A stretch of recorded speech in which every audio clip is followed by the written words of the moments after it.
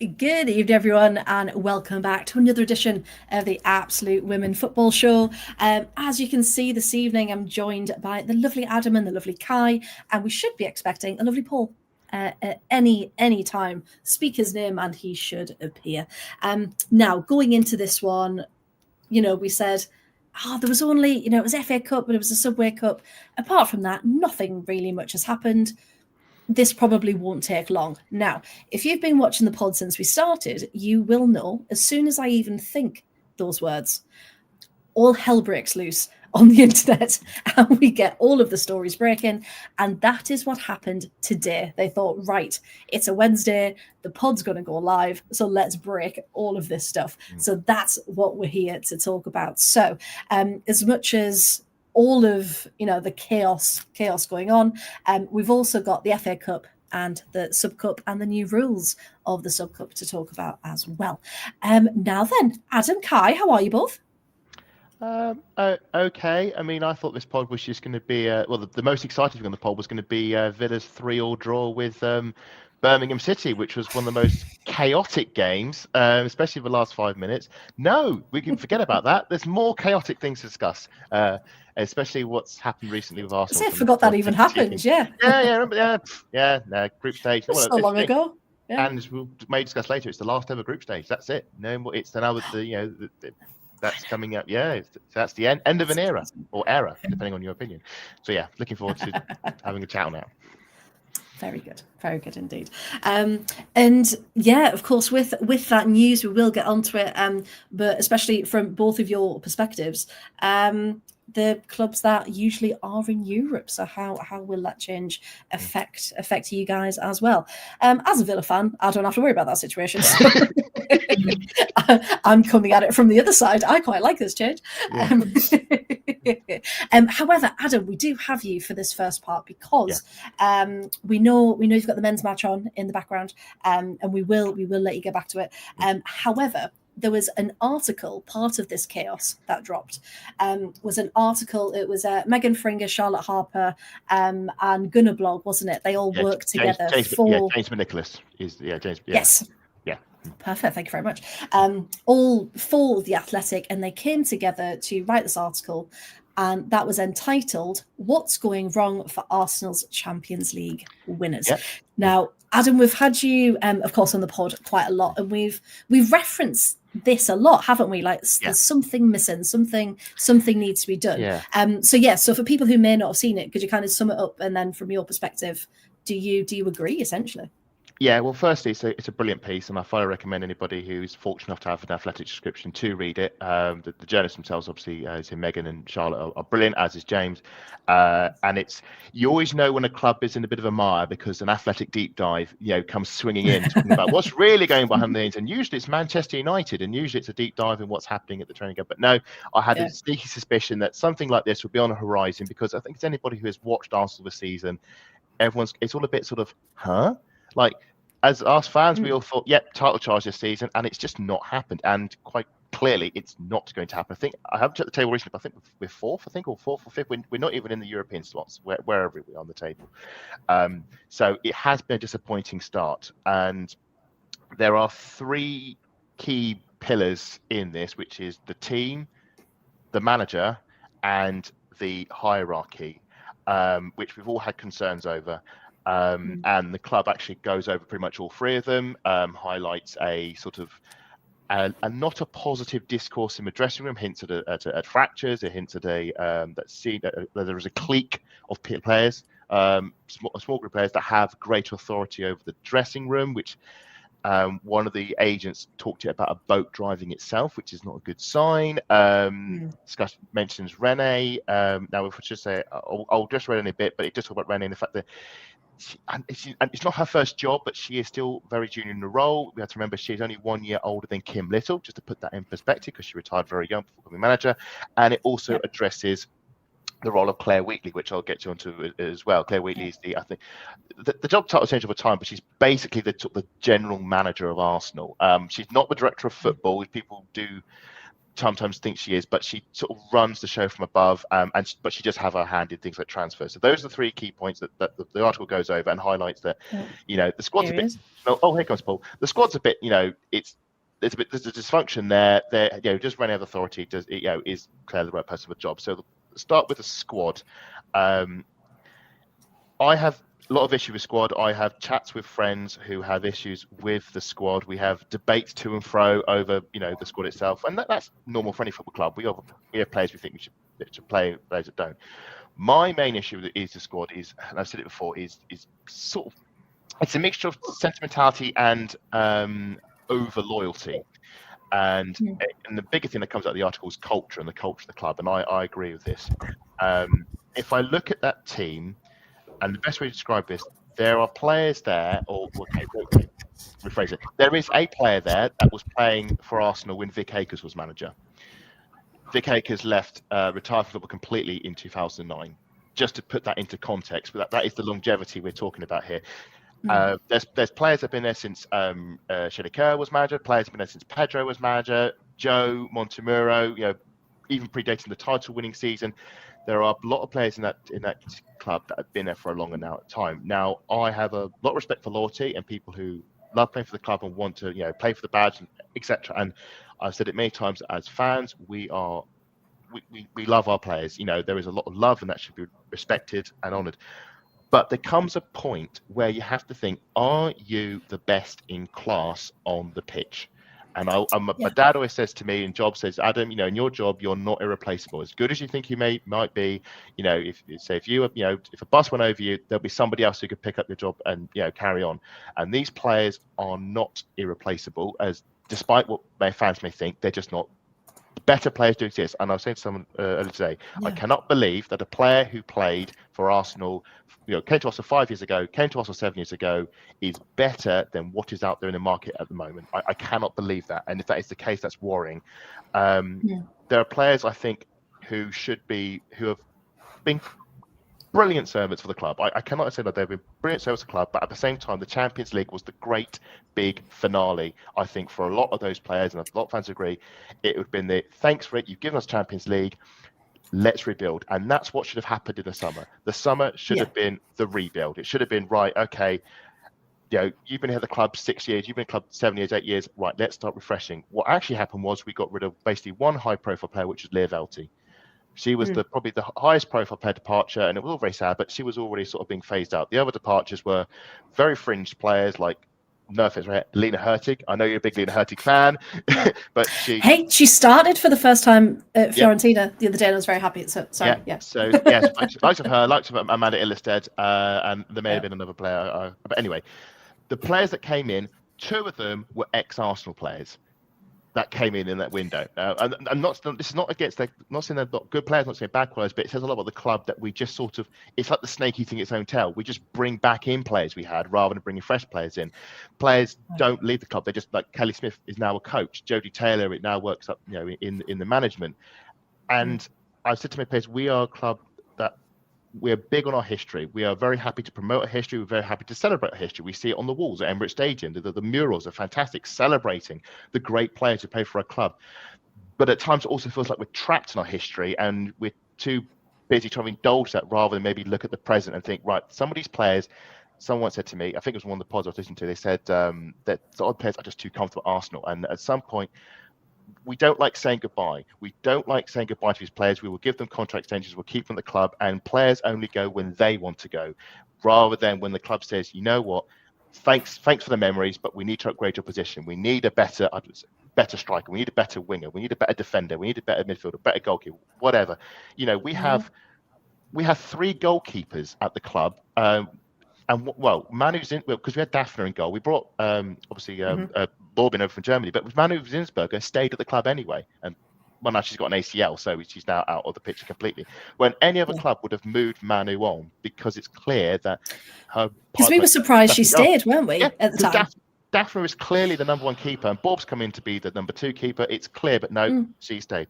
So there is a problem, I think, with the club, that there are players there who I believe have outstayed their welcome and should have been moved on, and they haven't been moved on because we're too sentimental and we keep them in the club because we love the players. The players are playing for Arsenal. Who wouldn't love playing for Arsenal? It's an amazing club, and this, obviously, I'm biased as a fan, but I think as a club, and you hear horror stories of other clubs, but at our club, I think there's the one club mentality. There's the training facilities that they have all the stuff around Emirates Stadium. They get to play there in every WSL game. It's a big pool, and of course the European Champions, which is another big pool. But at some point, you have to think we need to move these players on. We haven't, and it's one of the things in the article it talks about is the culture. It talks about some of the negative impact of it, and the problem is a lot of these players are the same all the way through. And I'm getting to the manager in a bit. And the same problems keep happening. And we've gone through, I mentioned earlier, Pedro, we've gone through Joe, we've gone through Jonas. Since Laura Harvey left the club, we've only won one league title in over 10 years. That's just frankly not good enough for Arsenal. And you have to look, and we've now got Rene in charge. And I think there was a big belief, as I mentioned at the top of the show, that when Arsenal won the Champions League, Rene would now kick on and we would go for the WSL title, and it's not happened. And the problem is it looks exactly the same as it was under Jonas in his later years. I mean, you would watch the Villa game. Arsenal were incredibly ineffective against Aston Villa, and Villa rightly got the equaliser, and it's a pie in our face, and rightly so, because a team like Arsenal had to be winning that if you want to win the WSL, and we didn't. And it feels like, Adam? Who are the players who are the problem then? I'm not going to name players. I said it's a Fred Topper show. I am not naming players. I'm talking this because it is not about the individual. It is about the collective. It is a broader issue. It's a broader issue of culture. It is not about the performance of individuals. It is about the culture that has lasted in terms of how we manage these players. The manager, Rene, I really wanted the Rene thing to work, and I think maybe as a manager she might have the tactics and the intelligence to it. I think Jonas had that as well.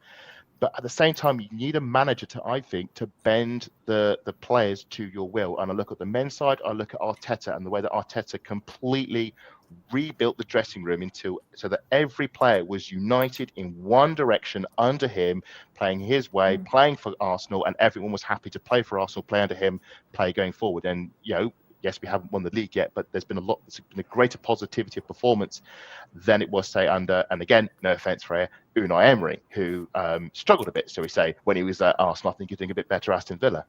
And I think, do you think the problem then, talking about the culture as a whole and not naming players, is that the Arsenal are being referred to in the chat as a status club?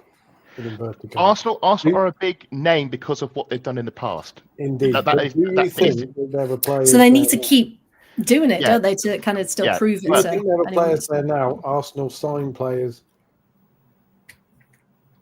with not an eye on the pitch, and they sign celebrities. Well, I'm going to get onto that, which is that's the next bit after the manager, which is the Claire Wheatley and above, and that there's a question on recruitment and how recruitment happens, because I don't think recruitment's been good enough, and it's been a bit all over the shop. The manager, I think Rene is a good manager of people in terms of the personalities, and she's very nice, and she's very much the antithesis of what Jonas was, because Jonas was quite direct, quite blunt, and I think that worked against people. But the problem is, because she's so young and she's almost the same age as some of the players, I think there's also an element of she's almost one of them. And you need to have that authority. And I always look back to Emma Hayes. Whatever you may think of Emma Hayes, she had that authoritative personality that every player played under them. And there's a great clip, I watch it time and time again, which is on the DAZN, when I think they'd lost to Brighton, and she goes berserk at the players and tells you get better or get someone else in. You need to have that, firm but fair. I don't know if Arsenal have that, and I also don't know how the players at the moment, if someone like they came in, would react to it, would respect that, or would say, no, we're running the show here, you sit in the corner. And that's why I think as a club, there needs to sort of be a clear out of a lot of the older guard, and there should have been a clean slate in the summer. There wasn't. I don't know why, but it's a massive missed opportunity. Instead, it's basically more of the same, and now it just feels like that was the moment to do it. For whatever reason, Rene didn't make the decision. Her contract's running out in the summer. We don't know if she's going to stay. We don't know if she's going to move on. So there's uncertainty there, which doesn't help. And then we move on to the governorship, which is Claire Wheatley. Now, it's the question for all of you. When do you think Claire Wheatley arrived at Arsenal? That's a year. It's been a long time, hasn't it? Yeah, just give me a year. Just give me what year do you think Claire Wheatley arrived at Arsenal? Is it 10 years? 2015? So just give me a year. Just give me a year. Just give me a year and a year. 2015. 2015. Okay. 2014. 2009. 1995. Jesus Christ. No, she didn't. 1995, Vic Akers signed Claire Wheatley from Chelsea and brought her into the team as a right back. Now, or fullback, however they played, maybe left back, maybe fullback, but she was a defender. Now, I want to stress this. I think Claire Wheatley is an Arsenal legend in terms of as a player, in terms of what she gave for the club. She scored winners in cup finals for Arsenal. She was a brilliant defender. Now, the problem is, while she was doing that, she was also operating behind the scenes. What was quite common in the past was that players who were playing the club also had roles behind the scenes, whether it be coaches or first aiders or administrative or secretaries. And Claire Wheatley basically was doing managing work behind the scenes at the club whilst also playing for the club. In fact, if you go back in time and watch old season review DVDs, it's often Claire Wheatley talking to the camera, briefing all Arsenal fans how the women's team's been getting on. There are a few of those clips. Claire Wheatley loves Arsenal, and it's clear she wouldn't be here for this length of time if she hadn't. When she originally hung up her boots because of a knee injury, and then she got better and came back to playing for Arsenal again for a few more seasons, and then carried on working behind the scenes when she retired from football completely, which was about in 2005, when Vic Akers left in 2014, he left the club altogether. Claire Wheatley took over and became the general manager. So she has been at the club for almost 30 years now, and that is an incredible tenure. And like I said, she loves the club, and that's amazing.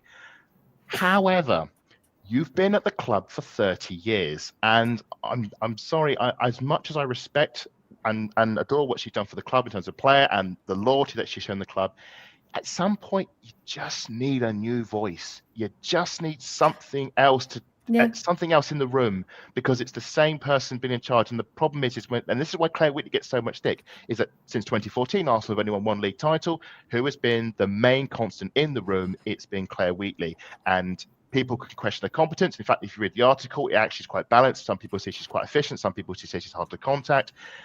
Again, I would say, I talked about best in class. Is Claire Wheatley the best in class person in that position in the club, in the industry at the moment? And my opinion, and it's not based on much insight, but my opinion is based on what I was saying earlier about no one's irreplaceable. I think there are better people out there who could run that position, and Arsenal want to be best in class. Now, Kai, I believe, is it Paul Green Chelsea have who does the operate? I was going to mention him. Yeah, he is. People revere Paul as one of the best people in the industry. You know what, Adam? Yeah.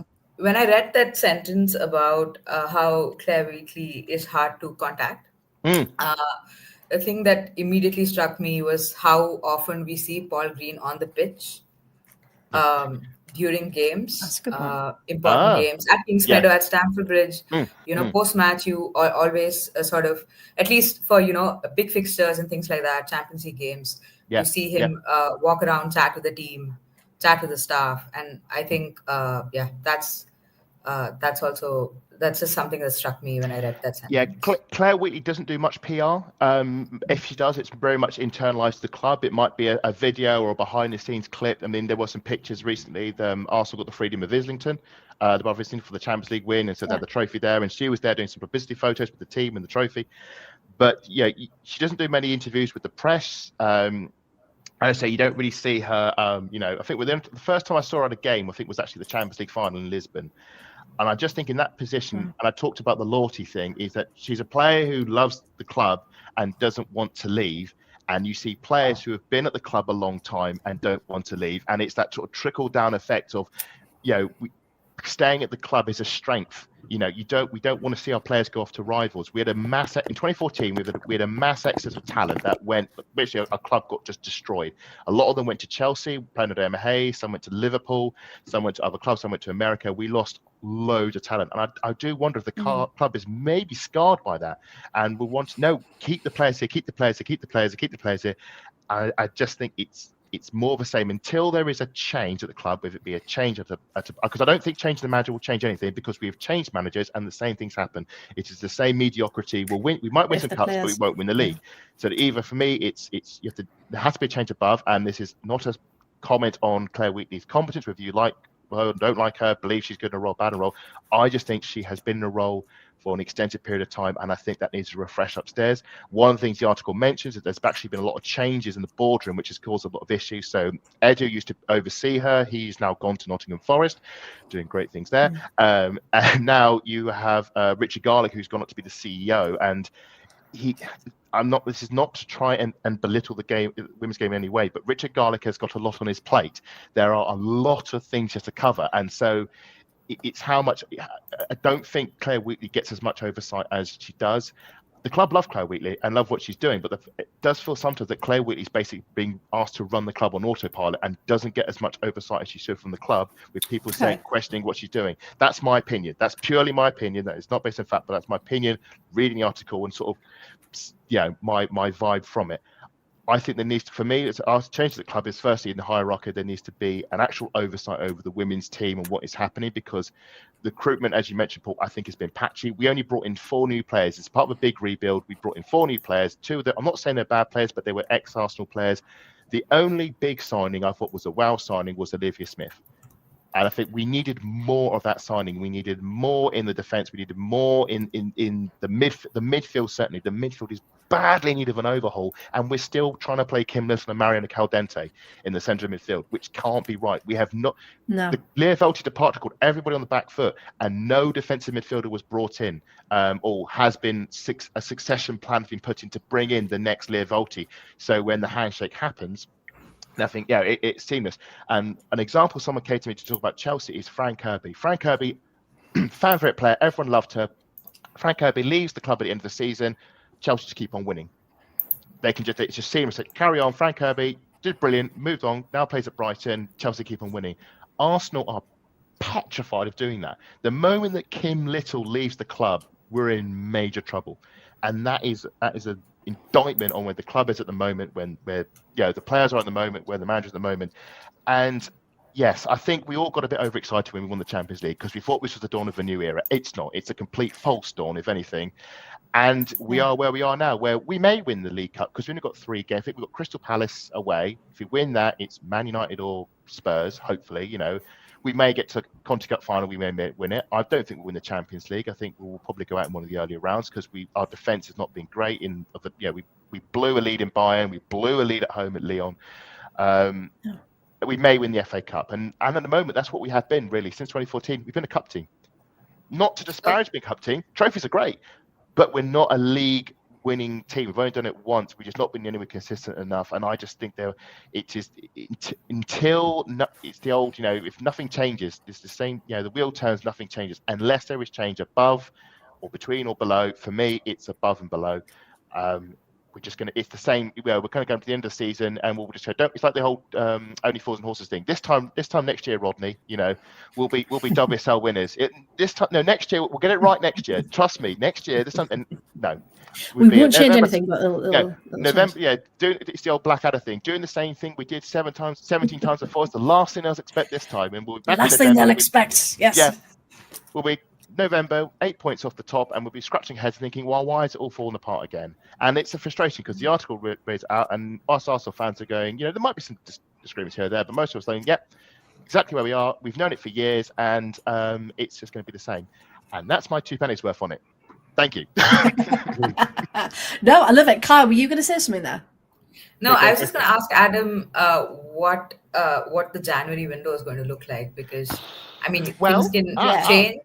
Yes, well, do you think we'll see any movement? Yes, I do think we will, because it's been much rumoured. Amanda Zaza, Swedish journalist, actually revealed that Smila Holmberg, who England fans who would have last seen spooning the losing penalty for Sweden at the Euros, as England went through the one of the most flukiest quarter-final wins you will ever see.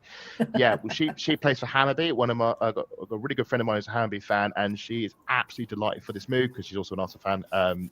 Those of you who know will know who that probably is, but knows a lot about the player and said this is a really good player that's going to come to Arsenal. I'm thinking, great, yes. However, and this brings back to the manager, the players, and the team selection is she going to play? We don't know if she's going to play because last January we brought Jenna Nicewanger in. Jenna Nicewanger's hardly ever played because Katie McCabe plays every single game. Yeah, and this is in the article. There's a big frustration about this, that certain players just play every game regardless. And I'm not going to name players, but this is my opinion on this season and my opinion on Katie McCabe. I think I've liked seeing Taylor Hines. I've been very impressed with Taylor Hines when she's played this season, when she's come off the bench. Just as a fan, she's had a bit something about her, hasn't she? When she's come off the bench. Yeah. Now, I'd like to see Taylor Hines give us some more game time. I'd like to see Jennifer Nicewanger get some more game time. But no, it's just Katie McCabe every single game. And it's like, there's Emma Hayes actually has a quote that comes around all the time. Kai, you may remember this one, where she talks about, it's not my job to make players happy. It's just my job is to win games. It's a really good line. Yes. If you're winning games, and we're not, so you end up getting these fractures in the camp. And no one, I don't think players mind not playing if the team is winning every single day. And you're in training, it's all great. But when you're not winning and you're not being played, and you train as hard as you can, you've pushed yourself to the limit. You think you've done a good game. You turn up on day, you put your kit on, and you sat on the bench for 90 minutes, and eventually you just think, well, what's the point? I would not be surprised. Talk about Jenna. Why am I here? Yeah, I wouldn't be surprised if Jenna went on loan. In January, again, this is my personal opinion, got no evidence, but just seeing Jenna Nicewanger just not get game time. I think she's made maybe one appearance off the bench, and I think it was away at Leicester, just not getting the game time. A player that good should not be sat on the bench at Arsenal. Does Nicewanger come on as a right back for Fox? No, she's a left back. So Taylor Hines is versatile. She can do left and right back, but she predominantly comes on in replace of Jenna Nicewanger. Sabina Holmberg is a right back, so she would be the alternative. She'd be the analog for Fox, put it that way. Yeah. But again, it's who are the people making decisions on the recruitment? What's the long-term direction? Where are the places you're looking to tackle? Where are we going to level up? If a player's coming in, is Sabina Holmberg going to be superseding Fox? Probably not, because Fox is the best right back in the world. But it's she's a young player. She's going to learn off Emily Fox and hopefully learn a lot from her. That's where we are at the moment. The one thing I did like about Holmberg when I watched her in the Euros is how good she's going forward. Like with Fox, sometimes I feel like maybe crossing the ball is not her strength, or linking play up front. Like defensively, she's excellent. She's probably my favorite fullback in the league. Yeah. But I just feel like Samila Holmberg might offer something. There is definitely a case for that. Yes, there's definitely a case for that. So it'd be interesting playing behind the second or third best right back in the world. Sorry? It'd be interesting playing behind the second or third best right back in the world. Because Kirsten Kasperaj is the best right back in the world. Okay, that's fair enough. I think Kasperaj is a terrific. I agree, she's a terrific right back. And I want to pick up on what you said about Holmberg coming in and wondering if she'll play, obviously because of Emily Fox, and the example you made of Katie McCabe. Is she going to play? Because if Katie McCabe plays every game, Fox will play every game, and Jenna and Samina Holmberg will just sit on the bench, not get any games. Katie McCabe is one of the players that I specifically think of as players in the Arsenal culture who are there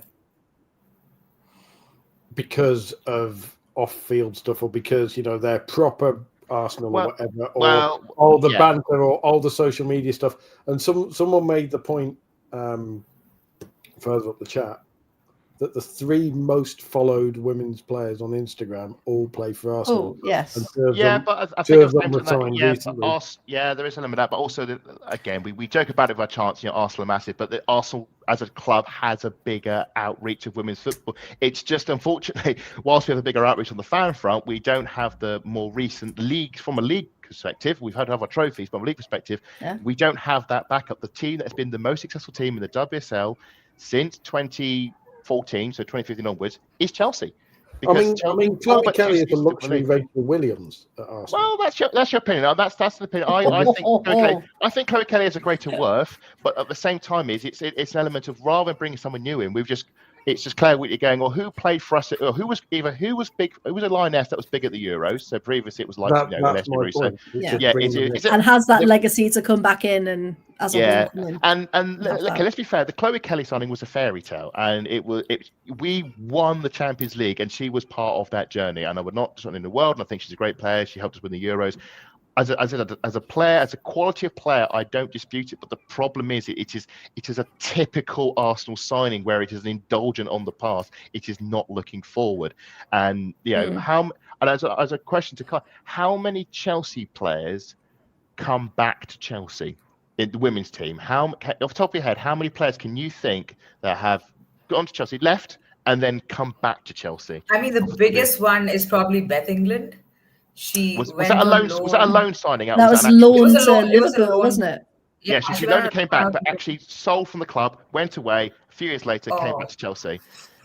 I think you're struggling to find one, because once the door is closed, the door is closed. You know, you had your time, we've moved on.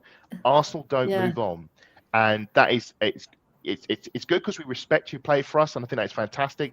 But at the same time, there are. There needs to be more of a and find someone like Trinity Rodman. They'll talk about it, but they won't go and do it. Well, no, what will happen is that we will try and get her for free. No, we'll put in a record bid, and we won't get it, and then we'll end up getting her for free. Because this is the thing. Claire Whitney's now. Well, she had the first £1 million player. That's now obviously there have been further £1 million since. Like was it the one for Chelsea who scored against us, whose name has just now jumped out of my brain. Alicia Thompson. Thank you, Alicia Thompson. Thank you very much. So, again, it's how it goes. So it is what it is at the moment. And the problem is, it's not like it's anything new. It's similar quibbles we've had with, the way the squad's been managed. I mean, I have debates with people all the time. Do we just do a nuclear clean slate? One of the things is, do we need a season like 2014 that goes so bad it basically forces the club's hand to go, right, we do actually genuinely need a clear out and a start again, because players, it's a hodgepodge squad of different managers, players, recruitment. The recruitment is so mixed because Joe will want a certain player, then Jonas wants a certain player, and then Renner actually wants a different sort of player, and you just got a patchwork quilt of different players over different eras, rather than say Chelsea, where everybody was pretty much bought under Emma Hayes, and you've got a consistent squad. Mark Skinner's team is pretty much the Man United. What you think of the coach? That's pretty much Mark Skinner's team. He's built that team. Arsenal, it's a patchwork mix that somehow in this last season we managed to glue together and just get a Champions League out of it. But can't. Do you think there were players who are too happy to sit on the bench? Yes, on the bench. No, I think they're just too. I wouldn't say bench. No, I would say the players are too happy to be at the club, or at least sit, in a rotation. For example, the example being made, Lotte Wubben-Moy could easily start every game for another team. No, I think okay. So Lotte Wubben-Moy is probably the best squad centre back, but I don't. Lotte Wubben-Moy's had injury issues this season. That's why she hasn't played. And in fact, now that Katie Reed's out of an ACL, Lotte Wubben-Moy is going to be starting a lot of games. Whether that changes when Leah Williamson comes in, but that's fine. It's not that happy being on the bench. Lotte Wubben-Moy is going to get games. She loves Arsenal, and in fact, that is one of the times when sentimentality and love of the club works to your benefit, because you need players who are bench players, but you can deploy as a squad player. That's not a bad thing. And Lotte Wubben-Moy, I think, is a brilliant centre back. She could leave and play elsewhere, and if she did, we'd wish her all the best. But I wouldn't say that's not quite the case. Reed was ahead of. So just to see what Culture Criminal was saying. So Reed at the start of the season, Renee put her chips on, and she was getting the game time, and we were a bit suspicious about that. And it's a bit odd because she's a very young player, very talented, but very young. But she seemed to be doing very, very well, and she's very highly rated. We were scratching against why Lotte wasn't getting any game time. I think where Renee slipped up is not rotating that more with Lotte and Reed. I think she could do that more. Now Lotte's come in because Reed's got ACL, so she's going to get game time. And she was brilliant against Chelsea. She was brilliant against Real Madrid. She's a brilliant defender, and loves the club, which is fine. But again, this falls back to what I was saying earlier about the way that the players are used. Too many players get locked in. Too many players get locked out, when you can make the case of other players should probably get a fair crack at it. What the good news is in the new year, we've got the FA Cup and we've got the Sub Cup for the last dance. The Sub Cup for, well, if you're in Europe, which obviously when I departed eventually, that's when last time ever. Last time ever. And that will open up obviously more fixtures, which means obviously more players will get more of a chance. So I would expect that, if Jenna is still with us, Jenna will get more game time. Lotte will get more game time. Leah Williamson will be back. So it'd be easier to rotate, because at the moment it's just Champions League and the WSL. And how much you want to gamble on that, but that's where we are. Yeah, no, I think you're being a bit sorry, Freya. You side then. Go. I was just going to say, I think using that it's just League and Champions League in the first half of the season. That's what we got. That's our fixture. If you don't, the problem is if you don't think you can rotate Jenna Nieswanger, who is a US. Oh, I agree. No, I agree. I think you need that is an issue with the club. No, like I agree. As a manager, for me, as a manager, you need to have 100% be confident and trust in your squad, and know that if you take a player out, you can put a player in, and there'll be no drop in quality. And the case I'm going to make is after this finish, I'm going to be watching the Arsenal men's game. Gabriel is out, and they've got Mosquera in for tonight. We had I think it's Hincapie against Spurs. I probably mispronounced his name. I do apologise. But Arteta will hot swap players in and out and won't blink, and it's fine. You put Mosquera in. Defense is going to be absolutely fine. We've seen it earlier this season. Likewise against Spurs, Gabriel's out. It doesn't matter Gabriel's out. We put another defender in, the level's the same. I don't know if the club, if it be Rene or Bob, think that if we... This is why Kim Little is still in the team as a main starting midfielder.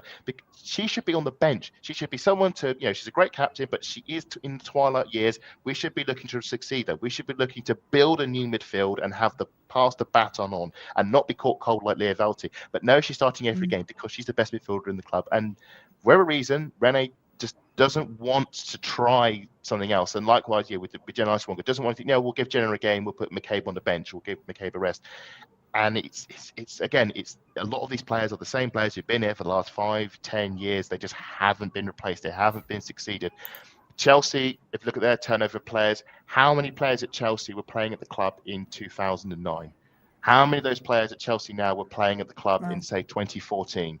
And that's the Villa. I mean, you know Villa better than anybody, Freya. How many players at Aston Villa now were playing for the club 10 years ago? That's what I mean. That's what I mean. But I'd say at the men's side, Arteta did that. I mean, there was a big, to make a comparison, Arteta, look at this team now. I think Saka's, the one that's been as longest, and he was around sort of 2019 he came to the club. Pretty much everything before that is gone. It's been swept aside and rebuilt. And that's what I think needs to happen in the club. And whether it be, it won't be this January. Some people say we should make the signs in January and then sort of bleed them into the club, and then they'll be ready to go in the new season. But at the same time, the best window is always the summer because you've got the biggest window and you can make the heavy change that's needed. But it's going to be big and it's going to be painful, but it's like anything. We're just putting it off for as long as possible and just hoping that Kim Little's legs will run for another season. And maybe it's just like, no, just take the initiative, take control of the situation and just bite the bullet. Yeah, know what needs to happen. Because do you know how much Renee has in terms of decision making on signings? She has much? Yeah, so from my understanding is that Renee's very much a delegator. So I think in the last window, she said that she was asked about, as always, press always ask her about signings, in press conferences. It's an easy question to ask, especially when January comes around. And I think her answer was that we have a team that handles all that and I delegate to that team. Now, that's fine, but you need to have you can't just palm it off and then just wait. There has to be a level of oversight on that team. And see what happens. Yeah, you need to be driving that. Yeah. And I think as a manager, because she's come from the bench when she was just a 1v1 coach, she's now taken up the job as manager, but I think as a manager, you need to have an influence on that. This is your team, Rene. This isn't the club's team, and you just happen to be the manager, and that's your role.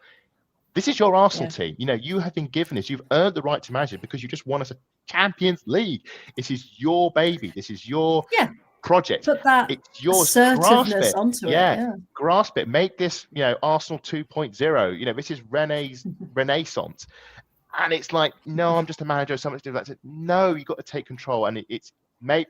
Yeah, that's on her. And I think if it doesn't work for Rene, I question who is that. I said there's always someone better. Again, the great thing is a lot of these managers don't know how great they are until they come through the door, and we've had many managers come through. Joe Montemurro is now the Matilda's manager, so he's obviously got some qualities. He did something right, didn't he? Yeah. That's and it's a classic case. If you change one thing, but if the other things are constant, the same things are going to happen. Like I said, it's not just one player you want to get rid of. It's not just one person you want to get rid of. It's a whole, all-encompassing club thing. I mentioned those are the main three pillars, and it's where we are. No, you're right, and I think again from the outside perspective as well, it's you need a shake-up. Yes, because of those personalities, and even someone new coming in. Could be those new ideas and new voices, like you mentioned as well. And I think, especially for a club like Arsenal, who should be at the top and should be challenging, it's, those hard decisions have got to be made. So yeah, let's see what the winter brings, even if it is just 1 or 2. Winter is coming. Maybe. Yeah, winter is coming. It is indeed. And then hopefully the summer can be the time where it is rebuilt. Be the rebuild. Yeah. Yes, and I think, like you said about fans and their support as well, I think people need to put their business heads on and take their hearts out of it, because, like you said, you would cling on to some people forever if you. Absolutely, you could, but absolutely. You need what's best for the club. Right, Coach, I've said this every single pod we've been on together. Leave Natalia alone. She's not going anywhere, and she's certainly not bloody going to Arsenal, right? Hey, we've got Daphne out there. There's no reason why we could go. Why? She was crap. That's why. Have her. Take her. Hey, we love her. We love her. She won us a Champions League. We will take her and then. Barca being crap when you're a Champions League. And Leon and Real Madrid. I was there. Her brilliant save against Caicedo in the last minute against Real Madrid got us over the line that game. So no, I'm happy with Daphne. No, she's settled at Arsenal really well. She did not settle at Villa at all. So you are welcome. And you got Sabrina D'Angelo. So it's all worked out rather well. Hey, we love Sabs. Exactly. And again, Absolutely. Settled with us. On the plus side, and I keep saying this, but Adam has just given the Football Manager challenge, which is Arsenal 2.0. Yeah. Job done. Yes. You need to. I've tried to start it about 3 times, but now I'm doing it. McCabe's gone. He's out the door. Start. Sold. Off you go. Yeah, revolutionise it, Paul. See, tell us how it goes. I'll keep you up to date with it every week. Yeah. Please do. Fired up and ready. There we go. I can't get the bloody. But yeah. Oh, nice to see you. Keep them busy when you're on the pod as well. There we go. Set up and ready. Up and ready to go. There we go. Right then. So that was an incredible assessment of that article. Thank you so much, Adam, for that. And just one quick final question before you go. We've talked briefly about the Subway Cup. And for those people who may not see it, breaking news again on this wonderful Wednesday was that they're actually going to scrap the group stages from next season. And they're also going to ban essentially those teams that are in Europe from competing, therefore reimagining and restructuring. So it's more like a league style, which we see in other countries as well. Yeah. So Adam, as an Arsenal fan who is usually in Europe, does that affect you? Are you bothered that you won't be in that group? Yes, I again, I'm going on a long rant here. I think the League Cup is bad. It's been badly managed. We haven't even got onto the cup draw yet. But the League Cup used to be the WSL Cup. It used to be the grand finale of the WSL season when it was a summer league, and now it's sort of absorbed to become a halfway house cup competition throughout the season. I do agree that change has to be on the competition. For me, if I was to change it, it would be scrap the group stage. Make it a pure knockout. Secondly, get rid of regionalisation. Thirdly, get proper TV rights in that covers it, not from the quarterfinal stage, but from the beginning. Stop having in-house broadcasters. Get a Sky Sports in, because they cover the WSL, or sell it out to TNT or BBC, but have one game every round, like you would with the Men's League Cup, that is broadcast live. And it could be Durham at home to Chelsea, so big cup opportunity. It could be the Manchester Derby, a big game early on, and you get great cup ties. Also, don't kick the teams out. Keep the teams in the competition, because if you clog up the fixtures, it forces managers to rotate. It forces managers to use the squad. So what do the men do in the League Cup? Well, they'll play the fringe players and they'll play the academy kids. Great. That's great for the team. So the players get to play in the first team. We get to see the young academy kids coming through, and it's great for everyone. I would have it as a pure knockout competition, as you would with the men's, proper coverage all the way through.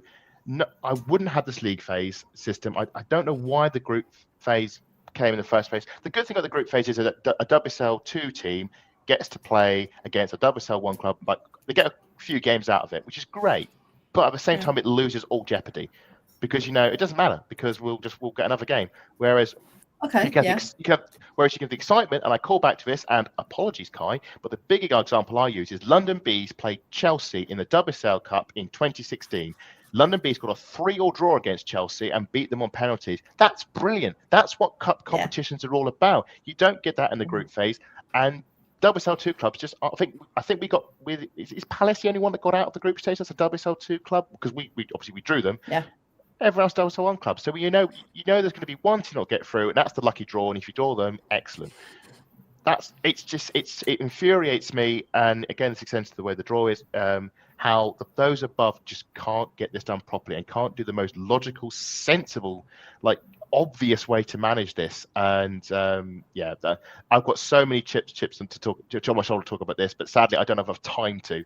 But I am annoyed because I enjoyed with the League Cup, and I'm not going to get a chance. If we're in Europe, I'm not going to get a chance to do that anymore. So it is only the FA Cup, the Europe, and the WSL. So it's a one less trophy we can win.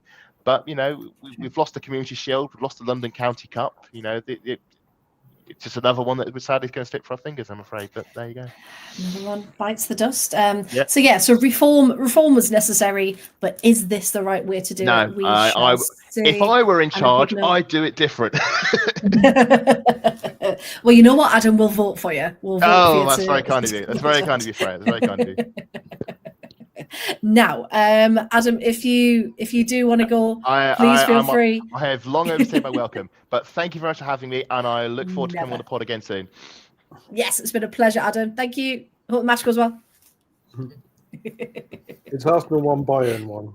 He's going. Oh, still 1-1. Okay. Liverpool are losing now. I just love that Adam popped up earlier, because he was meant to come on, everyone, but of course the men are playing, so I wouldn't want to take him away from that. And he was like, yeah, I'll just pop on for 20 minutes and we'll talk about this article, we'll talk about this. I was like, okay. I was like, it's not going to be 20 minutes. 46. Right. Okay. So what I haven't said, a big thing, is hello to everyone in the chat. Thank you so much for getting involved. So please keep doing it. And Emma, your autocorrect is cracking me up behind the scenes as well. So thank you. Just keep going. So we've just had Adam's opinion there on, the new format of the Subway Cup. Doesn't like it, quite annoyed by it. One less cup that they can win. Kai, as a Chelsea fan, again, usually in Europe, what was your reaction to that news when you heard it? I mean, my first reaction to it was a few years ago, I think Chelsea lost the final, and Emma Hayes said that we should just get rid of the Conti Cup altogether. And that was my first thought. Is this you? I was like, yeah, were you involved in this decision? Yeah. But no, I think she got like about 10% of what she wanted, I guess, considering only the top 3 teams or teams in Europe will not be featuring. For me, I don't have much to say differently from what Adam said, because cup ties are usually like opportunities to rotate a little bit, give younger players an opportunity to play. So from like a Chelsea perspective, say you have players like Maika Hamano, who's not featured a whole lot in the WSL. You enter the quarterfinal stage. So if you look at Arsenal this season, they have drawn Palace and Chelsea have drawn Liverpool. Now, I mean, given the result in the league, maybe Chelsea won't take Liverpool lightly. I don't know how much rotation can happen. It obviously depends on the draw a little bit. But yeah, still, FA Cup, fifth round, and as well as quarterfinal Subway Cup in the quarterfinals as well, opportunities to rotate. So that was the first thought. And the second one is probably just, it kind of, I mean, the only reason why I'm happy to see something happen with this is because as fans, we've been complaining for so long about the Subway Cup, the League Cup. Do something about, like, every year I'm trying to figure out how does the point system work, depending on how many teams are in Europe. I can't, sometimes I just can't wrap my head around it. And then you have famously managers playing ineligible players. I don't know what you're talking about. No. Villa would never do such a thing, Kai. I'm telling you. Yeah, so I mean, it's a crazy competition, but so they've tried to do something here.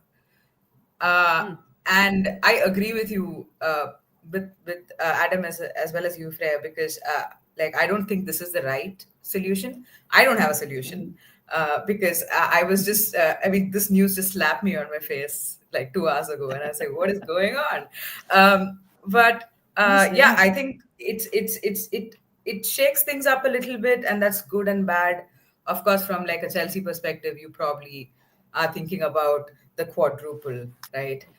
You can't win the quadruple anymore, as if we were ever going to do it. I think somebody had tweeted, a Chelsea fan had tweeted saying, "Oh, thank God, Chelsea players will no longer mention the quadruple." And I was like, yes, I completely agree with this, because I'm just so tired of it. Those are largely my thoughts. Probably most focused on the player rotation aspect of it, game time and things like that. Yeah, because it was, having these games, as much as, your Chelsea's would come in at the quarterfinals and played 2 games and then a final. And so lots of people from the outside are saying, well, actually, it's not fair, because you only have to play 2 games and then win, when everyone else has been playing since early October, maybe, and all these group stages. I quite like the idea that it would be a knockout and it could be anyone, and then there's finally jeopardy on it, and you can really, really push forward. Because Paul, I was going to mention to you, I don't know if you saw Girls on the Ball. They talked about it in a tweet, and they said, unsure about these plans. Do worry taking the top 2-3 teams out of it is just manufacturing someone else to win, rather than encouraging investment, which again we do talk about. Is it Chelsea's fault for being so successful because they put the money in? And there's a lot more issues with the cup and the format than the actual teams that are involved. What were your thoughts when this came out? Firstly, I think they could have gone one of 2 ways. They could have either said, right, you have to play the whole competition, or they could have kicked them out. And if they'd said, no, you have to play the whole competition, then the same people complaining about kicking the best teams out would have complained that they have to play more games in the whole competition, even though they're in Europe. And we know that would have happened because there is an entitlement in the top 3 clubs, in certain sections of the fan base, not all of them. Obviously, we have seen this evening 2 excellent members of big team fan bases who can talk rationally. But I think there would have been a lot of it. And I think, arrogance like Chelsea, Arsenal, and the Manchester clubs lift the status of the League Cup. No, they don't, because nobody gives a shit about the League Cup, because they know one of those 4 clubs will win it. And that's the interesting thing, isn't it? They actually the status of the League Cup, because... No, I was just going to say they don't turn up until the quarterfinals, play 3 games and win it, and no one gives a shit. Now people, and I think that's the thing. When you're in it, it's that issue of, well, we want to be in it and we want to win, and that's their mentality, which is great to have that winner mentality. And then on the flip side, it's to, your Villas, your Spurs, even your WSL2 teams to some extent, it's just going to be one of them, so why we're bothering?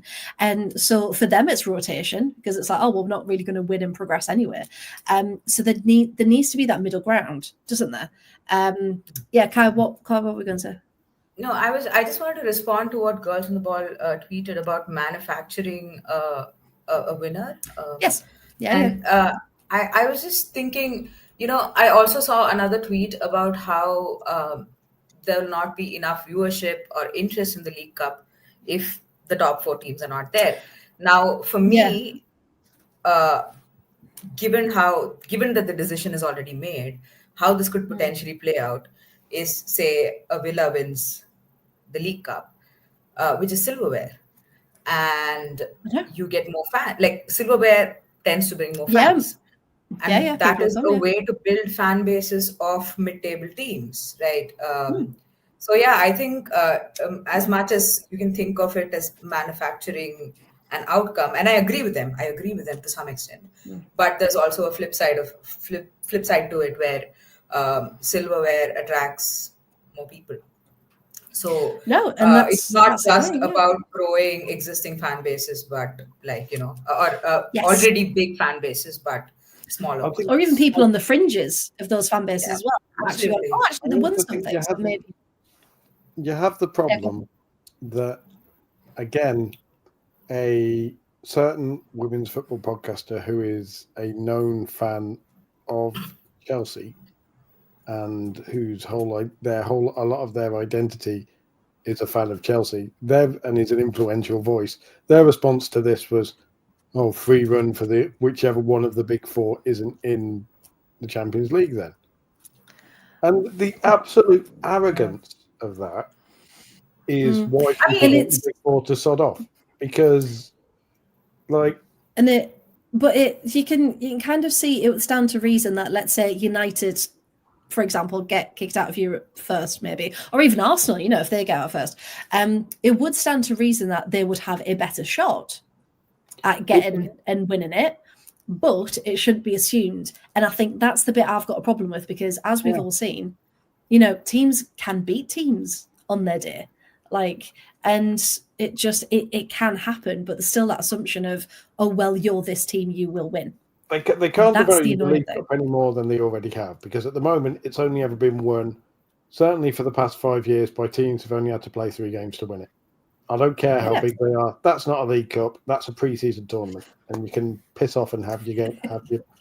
Oh, look, it's the Pinatar Cup all over again. You can bugger off and have your fancy Champions League, and let the teams that actually care about winning a domestic trophy win. You actually need more games. Yeah. At the end of the day, the fans just laugh at winning the trophy, saying, "Oh, this is an unserious trophy or a competition," and that also stems from the fact that teams are only playing 3 games to actually win the silverware. You know what I'm saying? So I feel like there's so many contributing factors to this. Yeah, absolutely. Because if you think about even the final last year, the pitch it was played on, there's nothing about it that is a serious competition. And there's even the final hasn't been announced yet. The stadium it's going to be played at, there's so many things that are wrong with the cup that I'd much rather they fixed first, rather than say, right, we're going to get rid of these teams and we're going to do this and we're going to do that. For example. We're going to come on to that, don't worry. Because another thing that I think I've mentioned either on here or somewhere else that I've been talking about this, and Girls on the Ball mentioned it as well. So I thought, oh, it must be a good idea if they mention it. So keep the group stages. And then after Christmas, the ones that are progressed, they can keep their League Cup, whatever. But then you introduce what the National League have done, and they've got a plate for those who don't go through into the League Cup. So people have still got a cup competition, even if they've been knocked out of the main cup, if you like. So you've still got that opportunity for rotation. You've still got those minutes, because the fixtures, if you're not in a cup after Christmas, some WSL2 teams have only got I think Graham, I don't know if it was you wasn't there that said last season there was a 6-week gap, and you're just you can't play professional football and have those huge gaps. So even something like that would be such a better idea, because you're still keeping it competitive, and maybe the plate would then be a knockout, and you're getting those things. So I just think, again, are they being too hasty making decisions because of backlash, because of this pressure, when actually all they need to do is take a bit more time, get voices like this, across, because there are reasonable voices out there, and to just really get some good positive feedback on this. I don't care about the League Cup, because I went to the League Cup final last year, and it was a lovely occasion. You did, yes. And it was lovely on a purely detached level, getting to watch players like Yuri Hasegawa and Erin Cuthbert and whoever else on either side play and do their thing. The best players in the WSL, some of the best players in the world. But in terms of the memory of the actual game itself, the League Cup, it's oh, great. There was nothing around it. You can easily get that by sticking on the next week, watching them in the Champions League. or in the league, or in the League Cup. Right. I don't give a shit about watching Arsenal versus Chelsea, or Man City versus Chelsea, or Man United versus whoever every single bloody week, and nor does anybody else. And we see it because the TV audiences are dropping, and the attendances are dropping. And one of the main reasons of that is because people are fucking bored. Yeah, it needs some life injecting back into it, and that jeopardy we keep talking about. It needs to come back in. Imagine if you're watching, let's say, Villa versus Spurs in the League Cup final. No. Okay. No, I wouldn't. No. Okay. And you know why? Right. Because we go into the group stage with Spurs every single bloody year because it's regionalised in that stupid cup. Well, it wouldn't be under this league format, would it? This new league format, you'd have less of an issue because you wouldn't have the regionalised bollocks, which is another. Oh, but it's still Spurs. But if it was a case of the whole narrative was right, Villa versus Spurs, two teams who can win their first major cup competition. And from that perspective, Adam would probably correct me and say, Spurs have won something in 1998 or something like that. But in the modern era, because we all know women's football only started when WSL started in about 2009. Just like men's football only started when the Premier League happened. I want to watch two teams and two fan bases to whom it means a whole lot more than when and again, it's mostly the Arsenal fan bases, but some of the prominent voices online in the Chelsea fan base are like that. Some of the prominent Man United, it's just, oh great, another League Cup. Okay, bugger off and try and chase your mythical Champions League, and let people who actually care about it. The mythical unicorn of Champions League. No, but it is, and that's because, like we keep saying, the cup is not taken seriously. And if it was taken seriously and it was built up to be this serious competition that meant a lot, then attitudes would change, and then we as fans would treat it differently. I think you'll have the same thing with it, like you'll have with something like the FA Trophy, which is the FA Cup for non-league teams, basically. Now, I'm not going to claim to be a massive follower of non-league football and keeping an eye on it. That's obviously for our friends on the non-league show to discuss more than anything. Yes. But I'll bet if you said to Shah as a Rochdale fan, non-league, or Ben as a Maidstone United fan, FA Trophy, they go, oh, it's amazing. Winning that, getting a day out at Wembley. Sure, Wembley might only be 3/4 full. But you watch some of the clips of like Barrow winning the FA Trophy and the passion and the when Barrow won that, the whole town of Barrow travelled from the north, and that's what you want. That's what you need. And the FA with the League Cup at the moment, you don't get that. You get a bunch of people on a day out to watch Arsenal, bloody influencer fan base. You get a bunch of you get Chelsea fans turning up to watch it and make their noise, but they've got half an eye on the tie against Barcelona on Wednesday instead. They're wondering who they're going to rotate in the final. That's not stereotyping at all. No. But this is the discussions you see, and I bet if you asked if you asked Rosie, in that group of 4 Chelsea versus Man City fixtures, if you had to lose one, which one would you lose? They'd instantly go League Cup. Yeah. Even though it's a final. Yeah. Because it's the least important thing to us. Rotate in those games. Play our second or third string. Give them the the second or third string, like Sam Kerr up front, for example. Get the kids on, yeah. Get the kids on. Get the squad players on who don't get to play that much. And that is not what a cup competition should be. No. And if the only way to make it like that is to tell the big clubs, well, okay, if you're not going to take it seriously, bugger off. That is what that is what should be done, and that is why I think this is what they have done. Yeah, and I think it's an excellent thing, and I hope that it continues to be a thing. And let's face it, after a year or two, no club is going to begrudge. Oh, we're not in the League Cup, but on the plus side, we're in the Champions League. No club is going to go. Rather be. Oh no, we're not in the League Cup because we have to be in the Champions League instead. Like. So Freya, I have a question about how they've arrived at this decision. I'm assuming there must have been like consultation with the clubs. Like, I'm just wondering if the clubs are going to turn around. For it. Yeah. Okay. Clubs voted for it. Yeah. I think under the, I haven't read the full, conditions, but it has to be at least a 2/3 majority, and the WSL charter, possibly even more than maybe that. The top 4 just got outvoted. And everyone else is like, yes, bugger off. This is where you need more. This is where you need more of this, where the clubs who aren't the top 4 break that cartel of the top 4 and go, bollocks to you. Because Paul, did you give the pep talk before they voted? Because the top 4 clubs are choking the life out of women's football. They are.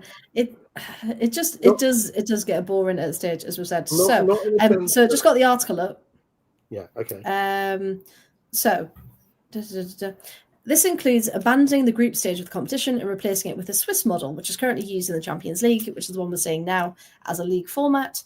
The Swiss model would ensure each club competes in the competition would play 6 games before the knockout stage. So there's going to be a league phase and then the knockouts.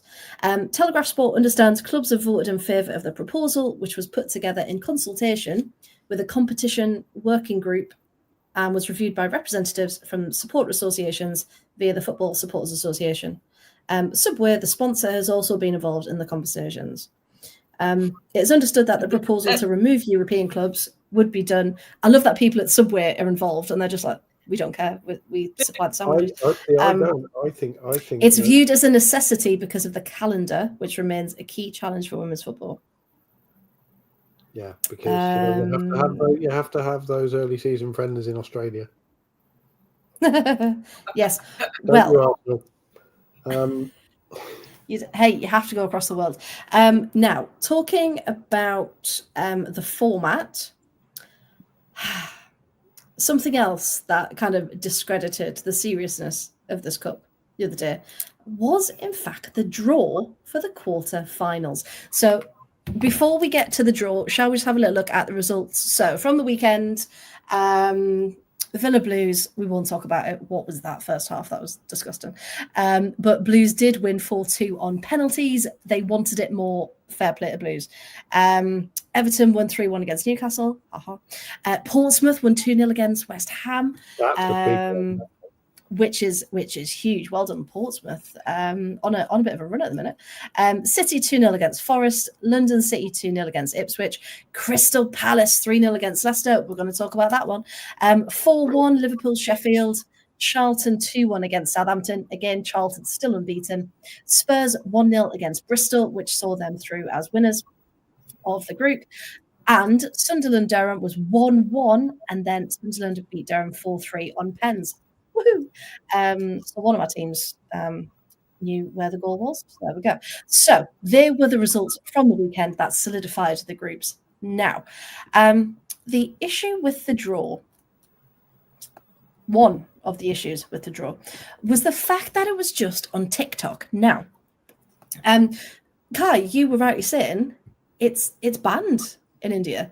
So they're already marginalising their fan base because people can't access it. So for you, of course, obviously keeping up to date with the news as it comes out, but to literally not have access to it, not even out of choice. How was that for you as a football fan, not even having that choice? I mean, honestly, I didn't think about it too much because there's so much I miss out. Yeah, because I mean, it's just like TikTok's been banned in India since 2019, I think. It's because of issues between India and China, border issues and things like that, and it was as part of that, political, whatever. And so I've just not been accessing TikTok, so it's just my reality right now. I see clips of TikToks on Twitter and things like that Chelsea women post, somebody else reposts it, right? So I watch those videos, but beyond that, I knew that the draw was happening on TikTok, and I'm notoriously bad with social media. So I remember last season, I think the FA Cup draw happened on Instagram. Yes. Yes. It's like an Instagram live, Yeah, it didn't really work, watch did it? that either. I think I remember watching a Spurs Man City game on Instagram because that's where it was being streamed. And so this is bizarre, by like the Adobe FA Cup channel, like not not a fan who was streaming it from the stadium, right? So I feel disconnected partly because I'm not really social media savvy. But also, yes, I think this is something they absolutely need to consider. Fair play to WSL for having the stream on YouTube. Like, I don't have to go hunt for, illegitimate streams somewhere, so to speak. At least I can watch it on YouTube. But you are absolutely alienating a lot of fan bases by choosing a particular platform. But again, I would say alienating, say, a fan from India or the fan base from India is probably like a smaller issue compared to alienating fan bases in England or in the UK. Because, I mean, that's what we've been talking about, right? Like, you saw the Halo page from Sky Sports. Like, who are you really catering to? So, who was this for? Many angles to come at it, but absolutely, I think you're right, Freya, in saying that they should definitely consider what platform, because TikTok is it's not it's understood to be a slightly controversial platform. Like, it's been banned in multiple countries for very different reasons. So you know that a platform has that kind of an image or a history with political disagreements in countries, definitely something you should think about. Yeah, because because in the past, they've multi-streamed, haven't they? So fans could access through whichever platform that they enjoyed best. So whether it was on Instagram Live plus TikTok plus Facebook Live, whatever. But that's the thing. If it was TikTok and YouTube, if you gave people the chance to choose their social media of choice, because if I'm working and I'm trying to put the stream on, quietly in the background, TikTok's not exactly subtle, like to get on. Whereas YouTube, I've got a different screen, I can have that on. That didn't make sense to me, because yes, a lot of the younger generation are on TikTok and will doom scroll till kingdom come. I do know that, but for the majority of other people, TikTok's not really. Like, they might go on it now and again, but they're not addicted to it. So it wouldn't be their first choice, is what I'm trying to say to that one. But Paul, it was the issue that just kept going on, didn't it? It wasn't professional in the slightest. I'm not even talking about who they had presenting it, but there were no graphics. It didn't seem to be any production of any sort. It looked like it was just in a Subway shop, because it just had the Subway logo in the background. Like, there was nothing there. Like, that could have just been someone's stream, couldn't it? Yeah.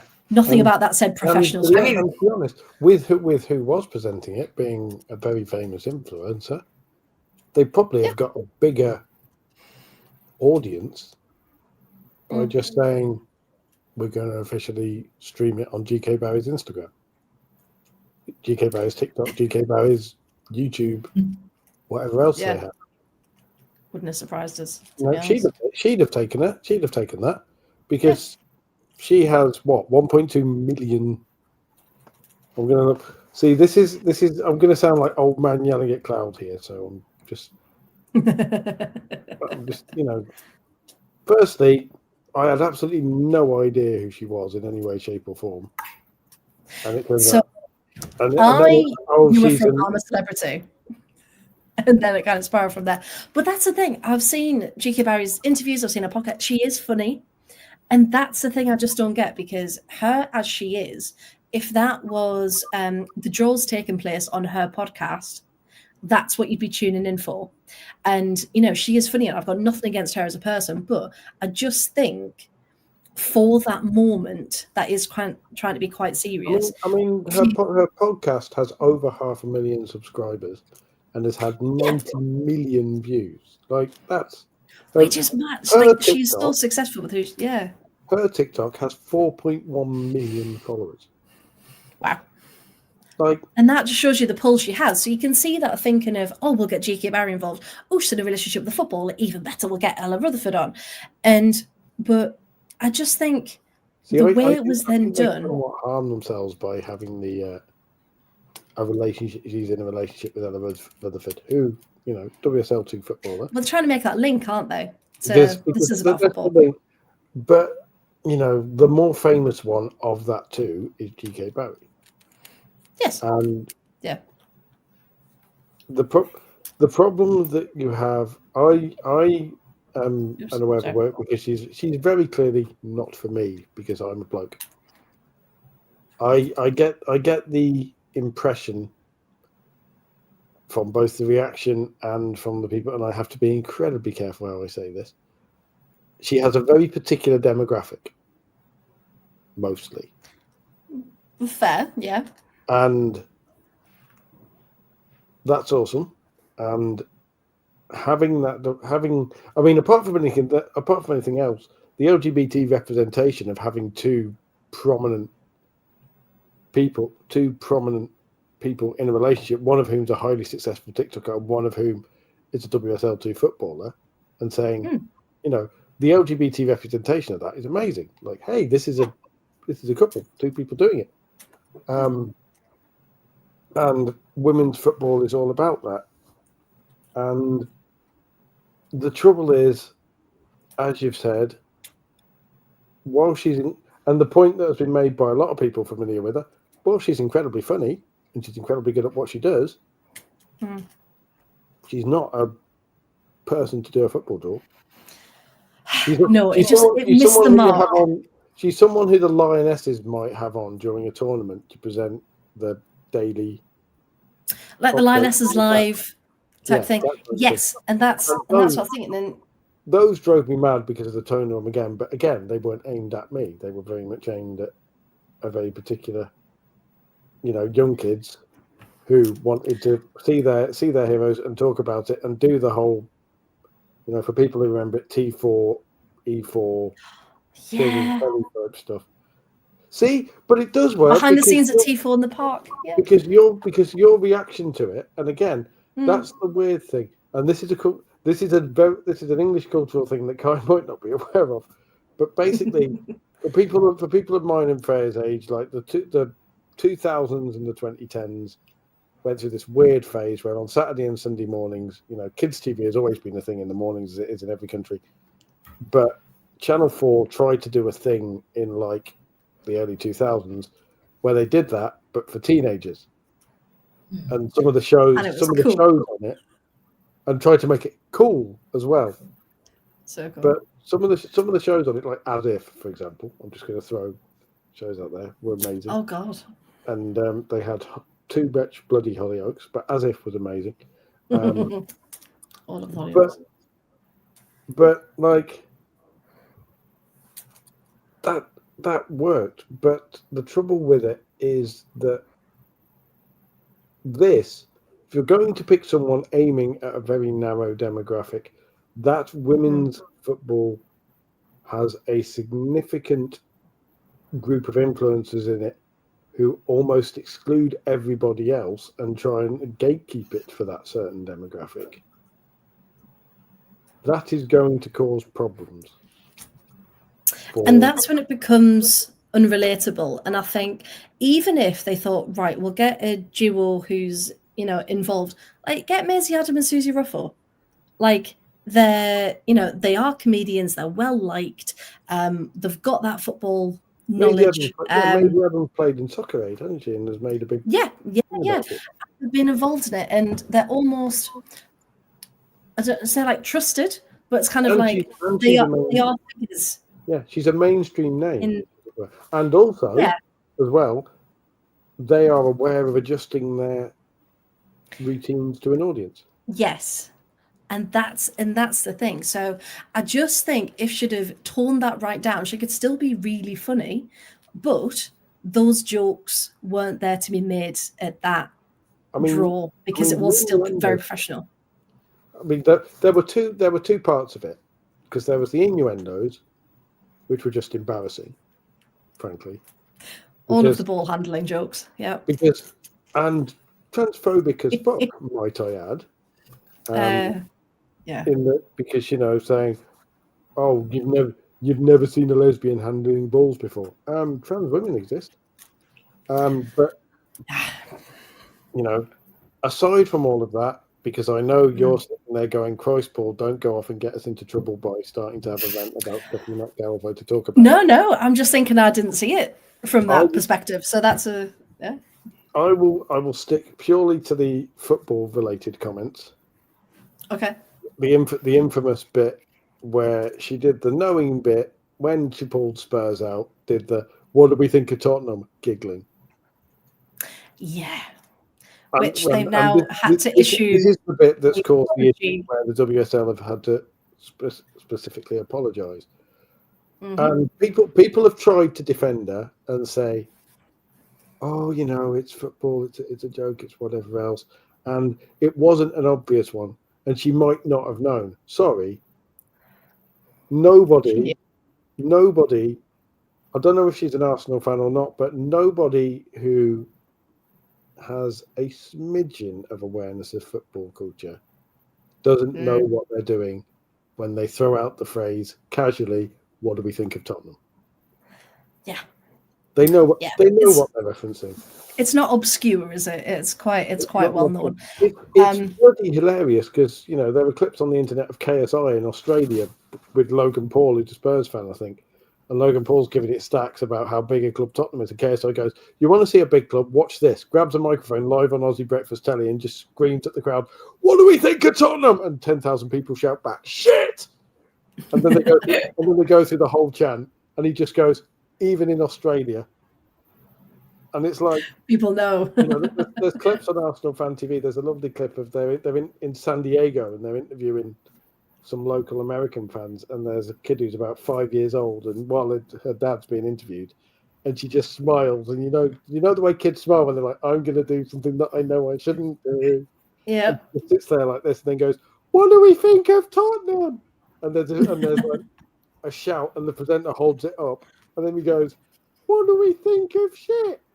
And you can see her dad going, "Oh God!" And then it's Tottenham, and then he goes, "Thank you," and just just the whole crowd, "That's all right," and everyone sings along. It's like, you brought her up right. Like, you've done the right thing here. But no, it isn't. It's like there's a time and a place, isn't there? Yeah, there's a time and a place. Imagine if on a men's FA Cup draw, someone had made that joke. I mean, to be fair, I don't think this will happen with like an FA Cup draw. I feel like that's what we are sort of coming back to. That's the thing, yeah. The seriousness of the competition, you know? I think it will, because they'll try and market the FA Cup the same way, because the whole point, and there was an excellent article by Megan Feringa about this in The Athletic today that I shared. And her point was basically what the League Cup draw shows is, why the hell can't women's football fans just be treated like sports fans? Yeah. And that's the thing. And that is a fantastic article, by the way. So if anyone hasn't read it yet, please go and do so. Because she talks about, you know, the lack of soul, doesn't she, in the sport, or the hole where the soul should be, or something. And it's so powerful because that's exactly it. And, you know, we're just asking for, you know, if you're going to make it fun, you know, just have some really personable people on that you trust and they're having a conversation, and but everything's been done properly and they take it seriously. Because you can still be fun and take something seriously. Like it's not one or the other. Split how you approach these things. Like a draw is a serious thing. Like for me, a draw is a serious thing. It's, you know, I mean, it just is, you know, and if you, there are ways to, like, you can have TikTok videos, you can have interviews with players and fans and perception and all of that, and appeal to a specific fan base while holding on to the integrity of how the sport is played, how the sport is viewed, and all of it. So there, I don't know. I mean, I'm hoping that they figure out a way to strike a balance, because right now it's just an absolute train wreck in how they're approaching it. You have the problem as well, and again, I'm being careful with this, but Megan talks again about how the marketing of women's football is aimed very much at a particular demographic. Yes. And why is it aimed at this demographic? And then Megan says, because some people feed it, you know, because people research women's football, they look at women's football TikTok, they look at the response to stuff like this, where you've got people going, oh yeah, lol, it was really funny. She didn't. I stand with UK Barry. She didn't do anything wrong. Got a slag off Spurs at the opportunity. Another prominent women's football journalist, credentialed, who writes serious articles in stuff like The Guardian and whatever else, tweeting, "We love a bit of dyke drama." And you just go, and you look at it, and you just go, what? No, this is. Firstly, it's not what this is. Yeah. If you want people to watch something, you don't turn around and go, the only people who will accept watching this. You've complained for years about men turning around saying, this is a sport for men, straight men. Yeah, men should be presenting the men's game, and it should. Yeah, this is a sport for straight men, and anyone else presenting it is just token and shouldn't do it. And now we have a great situation where that isn't the case.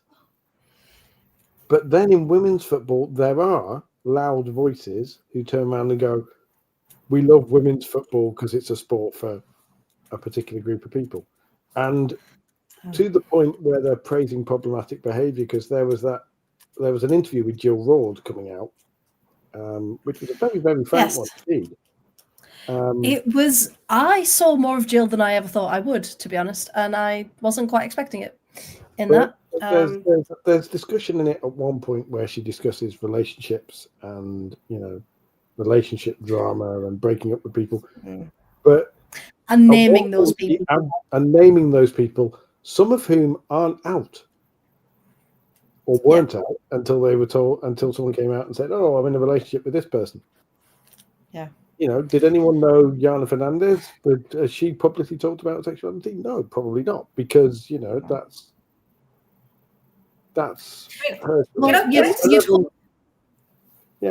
feel like it was okayed before that was published. But again, the way that, you know, that without getting into the sordid, the short version is Jill Roord talks about how she was dating someone, found out someone else was single, went, "Oh, here's my chance," and very quickly dumped her partner at the time to go with this person, and doesn't come off well at all. But again, you've got prominent, serious journalists sharing this with, we love a bit of lesbian drama and washing their dirty laundry and messiness. And you say, you know, 90% of people don't give a shit. 95 don't give a shit. I don't care what my Sky Blues players do off the pitch. I care very little about what the Lionesses do off the pitch. Yeah. But there is a very loud part of the internet that is obsessed with these things. Kai, what were you gonna say? Where are you getting people from? Sorry, no. All I was going to say was this sort of circles back to the Jonathan Leo article that we saw a couple of weeks ago. It just sort of ties all of this together, because much like Paul said, it's about feeding the fan base, because I'm on Twitter and I know that this fan base, like women's football fans are very loud, and queer women, like women's football fans who are queer are very loud as well. And there is, all this chatter about outing Fernandez and all of that. But, many of the accounts that criticize Rod for outing Fernandez, for example, are accounts that do like investigative work to take screenshots from Instagram and post it on Twitter. You are absolutely invading players' personal, like private life, by seeing who they're following, what they're commenting, and the angles from which the pictures are taken, and stuff like that. And then you just like, there's just like a lot of moral posturing. And for me, with the whole Jill Road issue, I'll say is, like, I've had partners who were closeted, right? And there are specific partners who I knew were not comfortable being out, so I would never speak about them. And there were partners who were comfortable being out, and I would name them. So in this particular case, I do want to extend the benefit of doubt to Jill Road and say, hey, this is a woman who dated this person for 2 years. Maybe she was comfortable being out. And you have all of these fans who are criticizing Jill Road for this, are constantly outing players, young players, potentially outing young players. Or posting stuff about their privacy. Some of the stuff posted about, some of the sexual stuff posted by women about female players is horrific. Yes, and you look at it and go, I'm a bi bloke. I would never post anything about the male athletes that I fancy on Twitter. Firstly, because probably 90% of my followers would go, "Ooh, that's disgusting." You get all the homophobic stuff and whatever else, which thankfully in women's football spaces doesn't happen because, like you say, it's a very accepting space for LGBT people. There are a lot of queer women in it. But I look at it and just go, like you say, the invasiveness of it.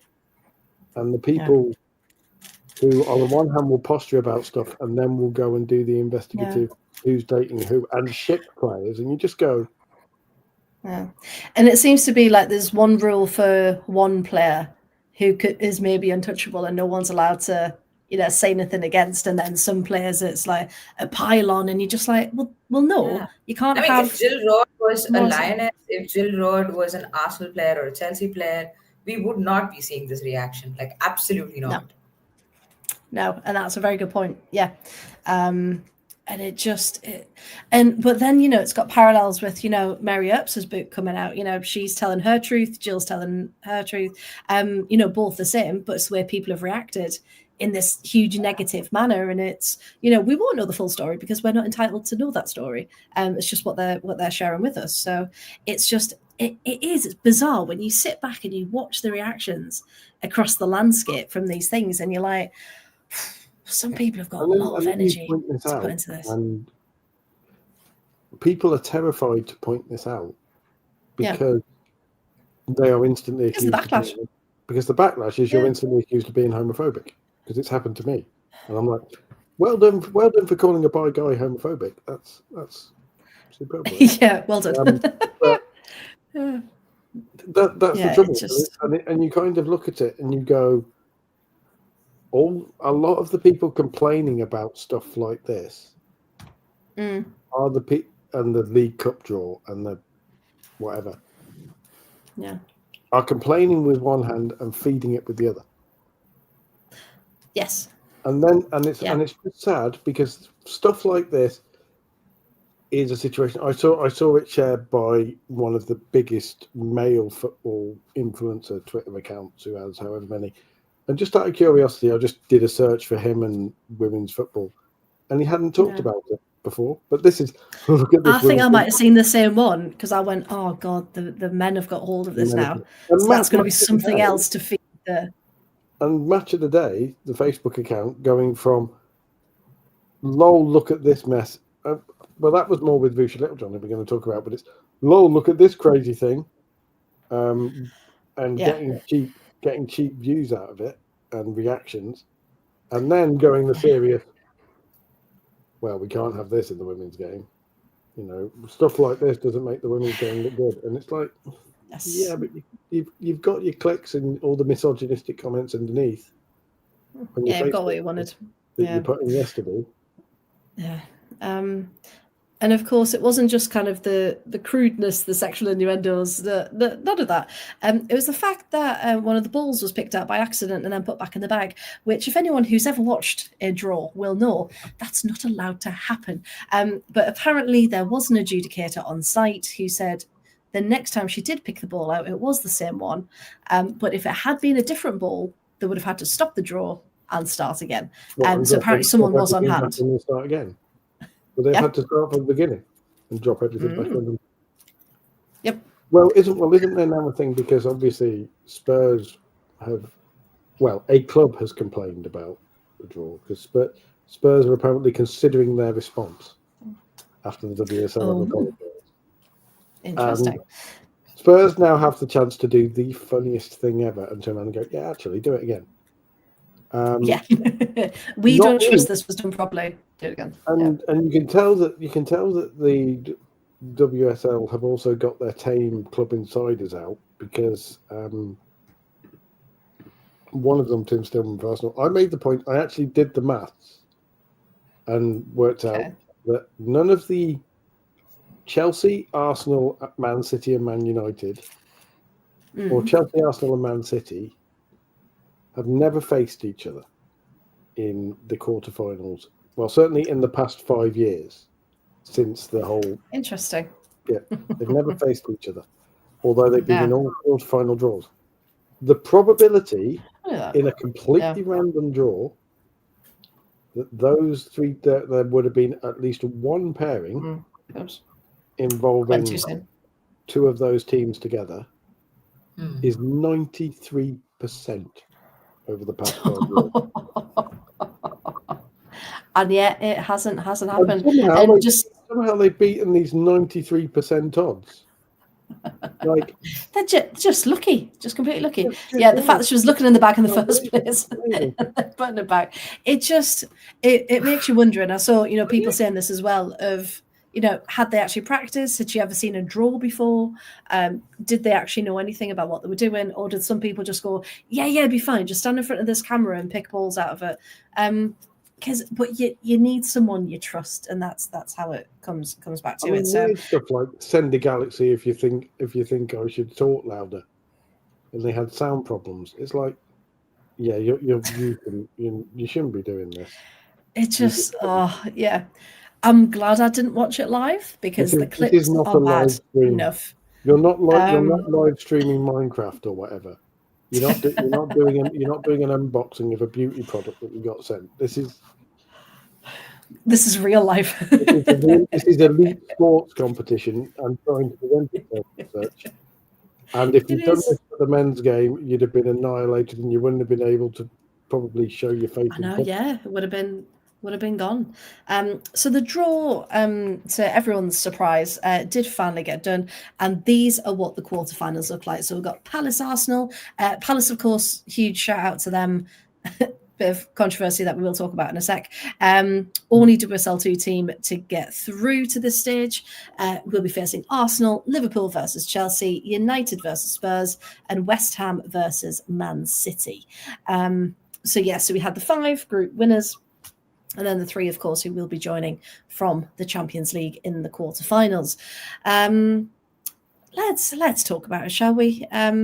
Because this incident, and this is another issue with the Cup, the fact that it's not streamed.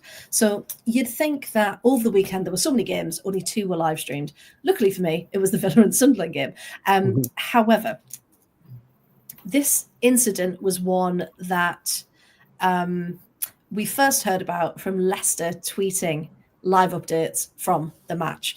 And it was something along the lines of, pause and play. Little John has been shown a red card for, bad, was it putting her hands around Kane's neck?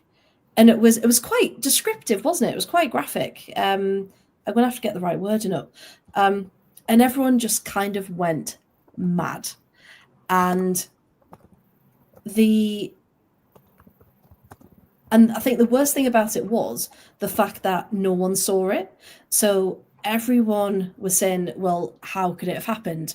What happened in the lead up? Are we seriously not going to find any other information? And so by the time it actually came out, I think people had come up with these fantastical theories that had happened. So when we finally did see it, everyone was like, oh my God, what is this? Kai, when you first heard about this incident, I don't know, did the talk previous, did it match up to the actual video, or was the video more shocking? What are your thoughts on this one? I think I was pretty shocked by the video. I'm not gonna lie. I thought that it must have been like some kind of pushing and shoving, like something like that. But yeah, I think I did not expect the video to be, well, the way it was. No, and to people who still haven't seen it, word on the street is Richard Littlejohn be John Cena's final opponent. I want to go and do, because there were those meme clips where people put like people falling over or crashes or stuff and put classic WWE commentary over the top. Yeah, I want someone to do that with this. I want someone to find the proper. I want someone to find the proper. No! Oh my God! She is broken in half. Commentary, put it over the top. Because at this point, that's the only way you can deal with stuff like that. You just have to laugh at it. Because if you try and treat it, no, not if you try and treat it serious. But like you say, if you look at it, because I was actually the opposite. With the video, I was like, no, it can't be that bad. Football being what it is, violent conduct in football is, what normally happens in ice hockey. It's just two people, It's coming from ice hockey, the amount of times I see violent conduct in football and look at it and go, that's just a normal shift in ice hockey. That happens to be 12 times a game in ice hockey. But yeah, I came to that video with no expectations, and I think I actually tweeted, Jesus, this.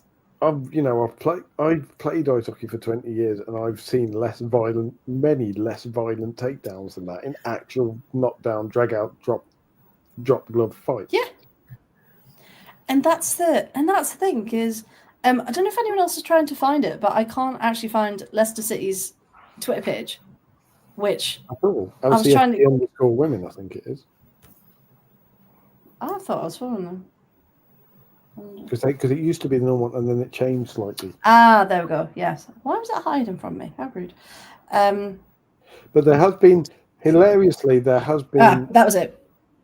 So, sorry, just while I've got it and it doesn't refresh. Palace are down to 10 players. Tempers, Flair and Russia Littlejohn is dismissed after throwing Hannah Kane to the ground. So that was the very precise wording of it.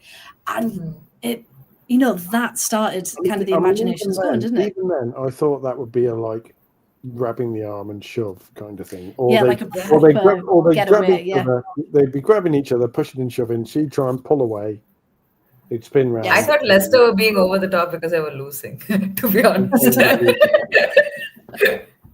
And you know what? I wouldn't blame them either. Because of course, going 3-0 down to Palace, that's not something they would probably be expecting, despite how their form's been this season.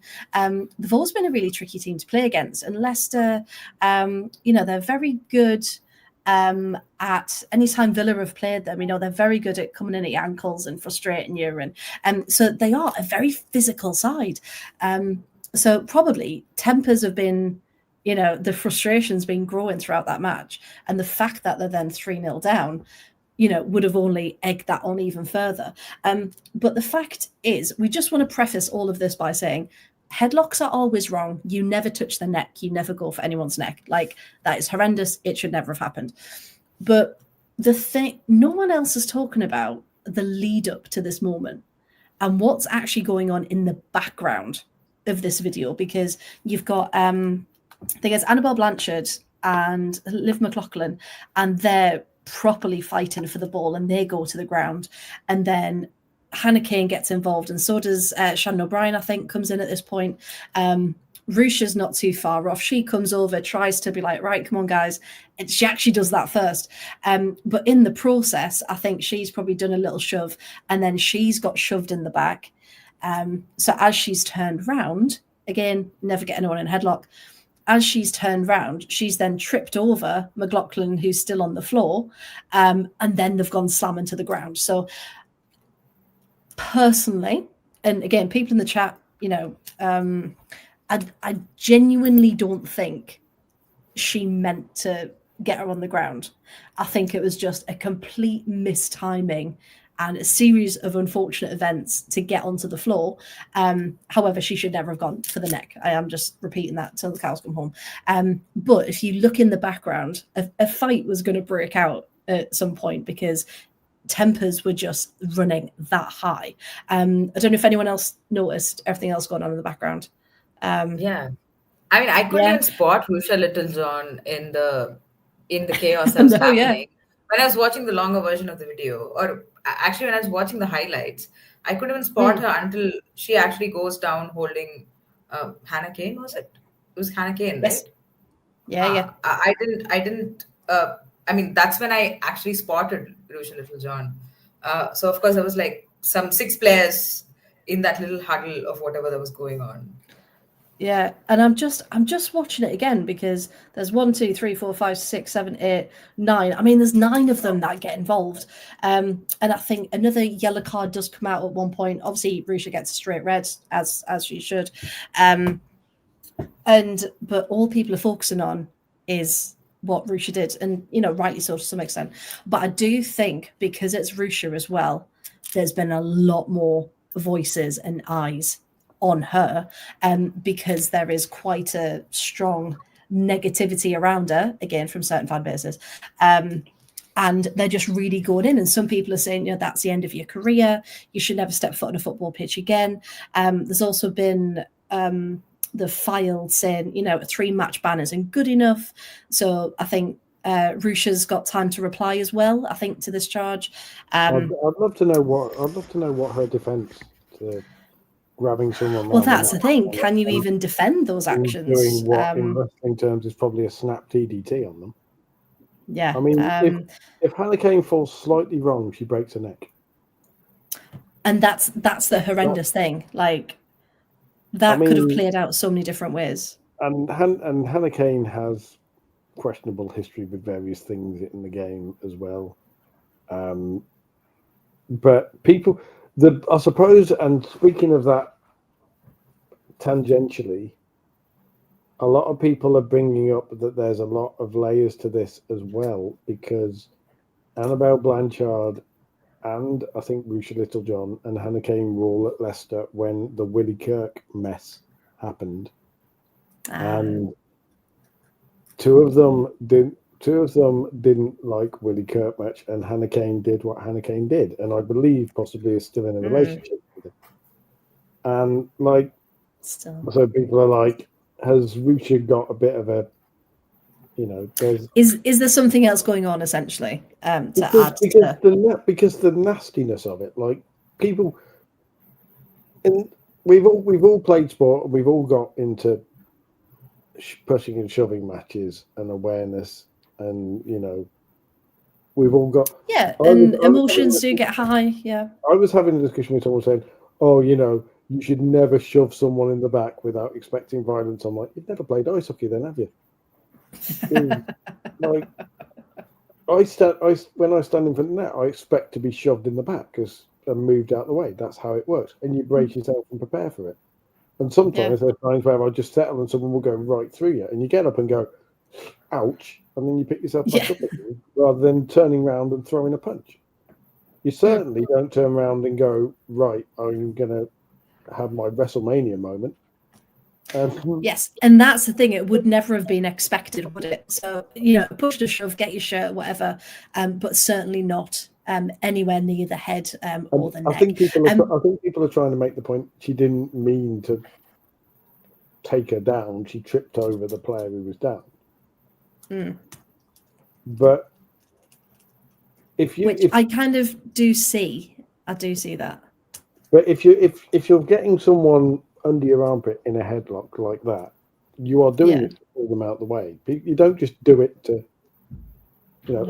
in a fight. If someone's in a headlock, you're doing it because you intend to do something else, whether it be just pull them out the way or whatever. It's hard, isn't it? Because you don't know. Again, we don't know what was going through our head in that moment, and we can only see, the one angle, the one clip that we have. So yeah, I hope that whatever statement that she does get back to the FA. I don't know. I really don't. But people are saying, it should be more than 3. Graham's saying there, how much do we think it'll be extended by? Do we think it's going to be a 5, 6? Some people have said 10. Some people have said she shouldn't be allowed back on the pitch this season. I mean, people are going in on this moment. So I think it's a season ban because of the serious foul play, and irrespective of whether or not she meant it, as soon as she put Hannah Kane in that vulnerable position, and then either tripped over or pulled her down, head first. It's just the neck makes us feel funny. Yeah, that's horrible. That's if you just shoved her over and whatever, you turn around and go, yeah, really, maybe another couple of games for a violent shove, but. That when you're talking about situations of going an inch the other way, that could be very dangerous indeed. That's where you start going, this needs the kind of ban. Yeah. And in the chat as well, I say a 10-match ban. Yeah, I think it's going to be much, much worse. I think if someone has filed presumably Leicester have filed a motion going. You'd assume, we don't feel that 3 games is enough because our player could have been incredibly seriously and possibly permanently injured. And that's the thing, this supposed professional acting like an idiot for no apparent reason. And that's the horrendous thing. So we did just kind of want to shine a light on it to say, like, update everyone what was going on around it. But we do hope Hannah is okay, of course. That's a horrible thing to happen. Playing, didn't she? Did she finish the game, Hannah Kane? I believe she did. I don't think she was. Not sure. Let's do a quick check. If she's in the Wales squad, there's been no talk of her withdrawing from the Wales squad or anything. No. As far as I can see,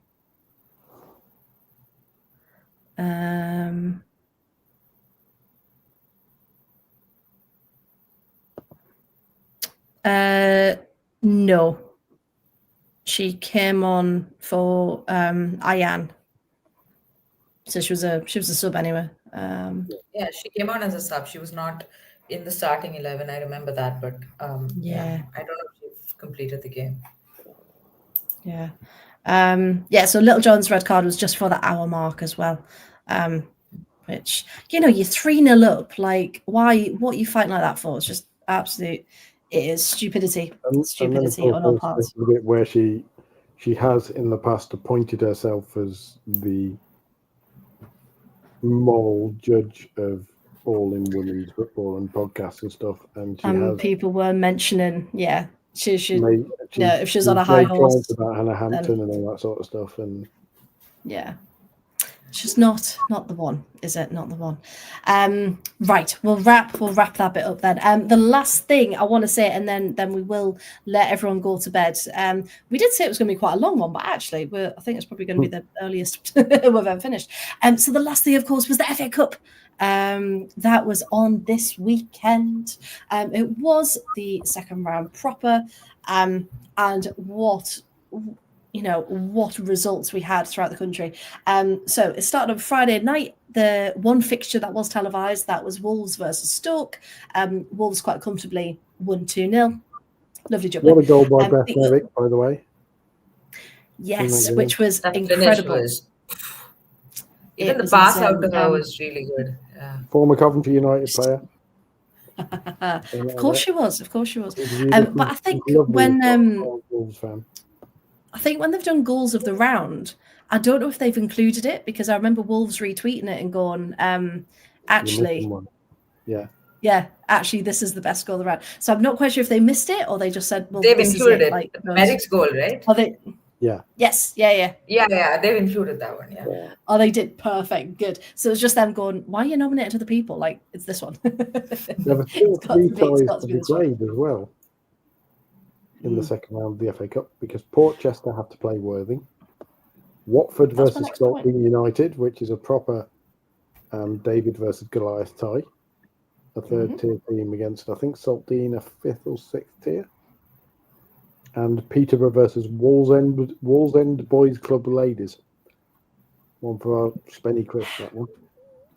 Again, a bit like Young Boys, Wallsend Boys. Yeah, it's just have a women's team. It's fun. So you're absolutely right. 3 games still to be played this Sunday. Because of the weather and how annoying it was too. I do just want to shout out some of the history makers though, that have never got this far into the third round. Altrincham FC women, they play in tier 6. They scored with 5 minutes left on the clock to advance against Ponteland. Sutton. Ponteland. No, where? Altrincham. Altrincham. That's not how you say it. It is. Oh, Altrincham. Really? Yep. Altrincham near Manchester. Nah, you're just making that up. Right, okay. No, you don't. What, so you don't say the ch? You what? You don't say the ch? You don't say the ch, no, you go Altrincham. Then why is it there? Because it's like Tottenham. Because it's very strange. Society where I grew up is it's the same way as where I grew up is pronounced Stychel, but it's spelled Styvechale. So, no. Yeah.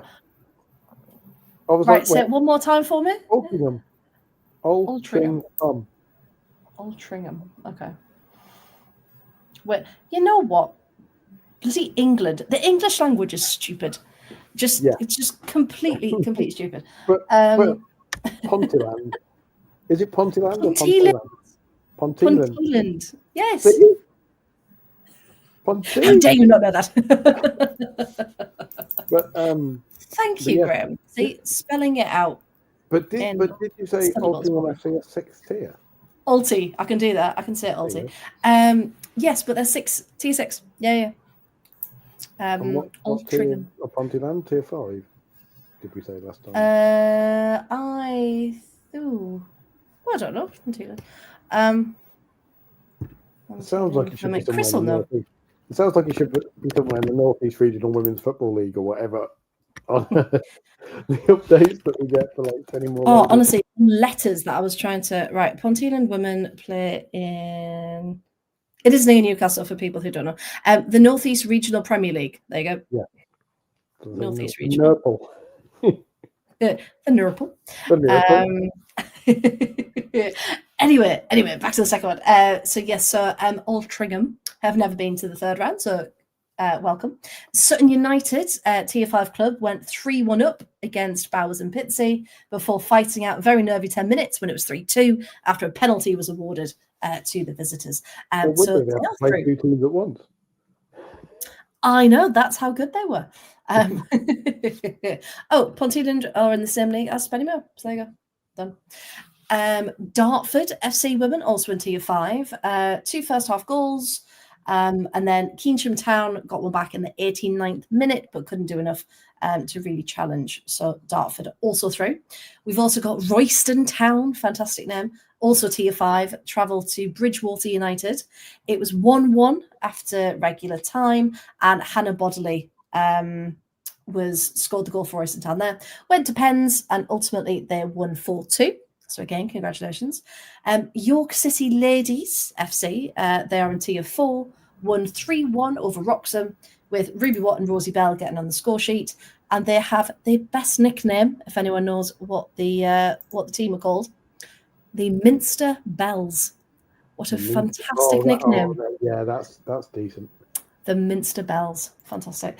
So yes, a shout out to them. Just shout out to Chatham as well, Chatham Town, defying the odds. Playing in Tier 4, they defeated Tier 3 AFC Wimbledon on pens in the first round, and played against another Tier 3 side in Exeter City, went 2-0 down. Ellie Jeffkins then got a brace to get it back to 2-2, took it to penalties again, and they won 4-3. So they're doing incredible things. And there was just one more, which was Leafield Athletic Ladies are in the third round for the first time in 20 years. So I just wanted to give them a massive shout out as well. Because there were two independent teams at the weekend. And one that I mentioned last week, we did the interview with Leafield and Worcester. Yes. So two independent clubs going against each other. It was 1-1, and then Leafield won on penalties. Best way to win, worst way to lose. Also, there's been a lot of talk of Leyton Orient women who are in the 7th tier and have been putting a lot of money in and have an ex-US women's national team player as their coach now. Now they lost 7-1 to Bournemouth. So welcome to reality. They did as well. I mean, Bournemouth are doing bits this season, aren't they? But just want to quickly, I know it's really small, everyone. The third round proper is to be played on the weekend of the 14th of December, and this is where your WSL 2 sides come in at this point. So I won't read all of them through. My new town, Altrincham, they're against York City. Birmingham City have got Sporting Calcer. Bristol City against Portsmouth, so another WSL2 tie. Charlton, we don't know yet because that is going to be one of the games that is yet to be played. Sunderland have got Derby County. I think that's going to be a good one because again, Derby are doing really well. Durham Sheffield, another WSL2 draw. And yes, as Graham says, they are still regionalised. So again, Palace a couple of years ago, that was a WSL2 fixture. I know, yeah. Look how times have changed. So yeah, Lewis Crystal Palace. Who else we've got? Newcastle United versus Liverpool Feds. Feds, you've got a chance to do your thing. Again, another independent club up against Newcastle and the money they've got. You've got Southampton against Royston Town. Ipswich don't know their opponents yet. And Forest Wolverhampton, I think, is going to be a very, very good game. That is going to be a banging. There's a potential shot in there. Yes. So I do think if anyone's watching this from the FA Cup, more broadcasting, please. We want to watch more matches. And we need we need more. Local derby, Birmingham City versus Sporting Calcer. Sporting Calcer based in Wolverhampton. They are indeed, yes. So yeah, there's loads of teams in the Midlands, particularly the West Midlands, that you just think, oh God, they're all like on top of each other essentially. But again, if they don't, as hard as it is, if they don't have the town in their name, unless you really research it, it's like, oh, well, where are you? Where are you based? Sporting Calcer were originally Sporting Calcer were an amazing story actually, because Sporting Calcer was a sporting club as a whole. They have very, very good field hockey team. They were originally set up by Sikh immigrants. Yes, because they've got the badge, haven't they? And they were set up as a sports club for Sikh immigrants from India to get together and kind of find community, if you like. Yeah. Certainly. Oh, I love that. And obviously, for many, many years, they did only accept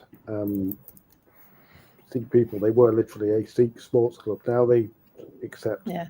Obviously, people of all faiths and stuff, but are still very, very proud and very important in that community as well. Which is it's great to see them. As they should be. It's great to see them getting recognition and getting a plum tie against Birmingham City. Yes, I was watching the highlights, trying because Khalsa is a Sikh, it refers to Sikh religion, a particular group of Sikh people. So I was sort of looking at the highlights to see if there were South Asians in the team.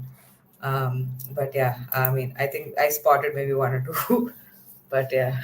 Yeah, because a lot of them, the field hockey club wins like national championships in England every other year, and they very much have a lot of representatives. And obviously, football is a sport that doesn't have that many South Asian players at a high level. So we need more. We need so many more. We need clubs to promote them, like Sporting Council, for example. Exactly. No, we absolutely do need it. And that's kind of, what we hope we would bring to the pod by covering all of these leagues and all the rounds and making sure that every team to some extent does get their moment. Can I mention, obviously, because it's international break, the top two tiers are not playing. Huge game in the Women's National League third tier. First versus third, Rugby Borough versus Burnley. Oh, that should be a good one. Yeah. Which is very tasty indeed. Burnley, one particularly relevant for Graham as a Charlton fan. Rugby Borough have recently signed Welsh international goalie Poppy Soper. Oh, so that's their level. That is big news, yeah. Which is the kind of ambition I wish the owner had showed when they were Coventry United. Yes, I'm not letting it go. But it's a big one because that thing at the top of the WNL North is Burnley, Wolves, and Rugby Borough, and 2 from 3 of those are going to have a crack at WSL2 because obviously the teams that finish second have the playoff. Yes, of course. Yeah, they do. So just because, like you said, just because the top 2 tiers aren't playing doesn't mean there isn't some really good football around this weekend. But if international football is your thing, England, of course, they've got a small game coming up against China. That's going to be on Saturday, and then they've got the following one. Have I got that the right way around? China first, then Ghana? I think so. Mine's gone now. China first at Wembley and Ghana at Southampton, St Mary's they're at, and that's going to be on Tuesday night. I kind of thought they'd swap those two. I kind of get why they've held it at Wembley because of the very large Chinese diaspora with university students and everything else in there, and they're thinking they're going to need more of them. But you'd have thought they'd have probably held the game against Ghana at Wembley as well, and easy to get to because of the very, very large expat. I think so, wouldn't you? Yeah, just whack them both at Wembley. Why not? Obviously, players like Michelle Agyemang of Ghanaian ancestry as well. Exactly. Yeah. Well, if the rumours are to be believed, Birmingham City want their new stadium to be the home of the Lionesses. So, so watch this space with all the chimneys for that ground. But no, we will leave it there for this evening. Because we're so much to go through. But I think we picked out some good key bits, didn't we? The benefit of not caring too much about the Sub Cup. We didn't do too in-depth analysis of the actual game. No, we talked about a couple of things, and that's about it, really. Now, I know we put this on every week, but we do appreciate every like and follow and share and subscribe, because it really does help the algorithm. And helps people find our channel and our community, and helps just kind of bring everyone who does value women's football together. So remember, we are live 4 nights a week. We've got the non-league show on a Monday, Premier League on a Tuesday, we're always here on a Wednesday, and the lower league show is on Thursday. And there are all our handles where you can find us across social media. We've had our personal handles in our little bios there, so if you do want to find out more about us, we will be at the following. But yes, we hope you all have lovely Wednesday evenings, Wednesday mornings, if you're Kai. Thursday morning. And who we are so thankful that you do choose to spend your Wednesdays/Thursdays with us, Kai. We really do. So thank you so much, everyone. And yes, Chris joined us again from the East Coast of America as well. That's also dedication. We do love it. So thank you so much for watching and listening. I'll be back again next week talking all things international. So good evening and good night. Goodbye.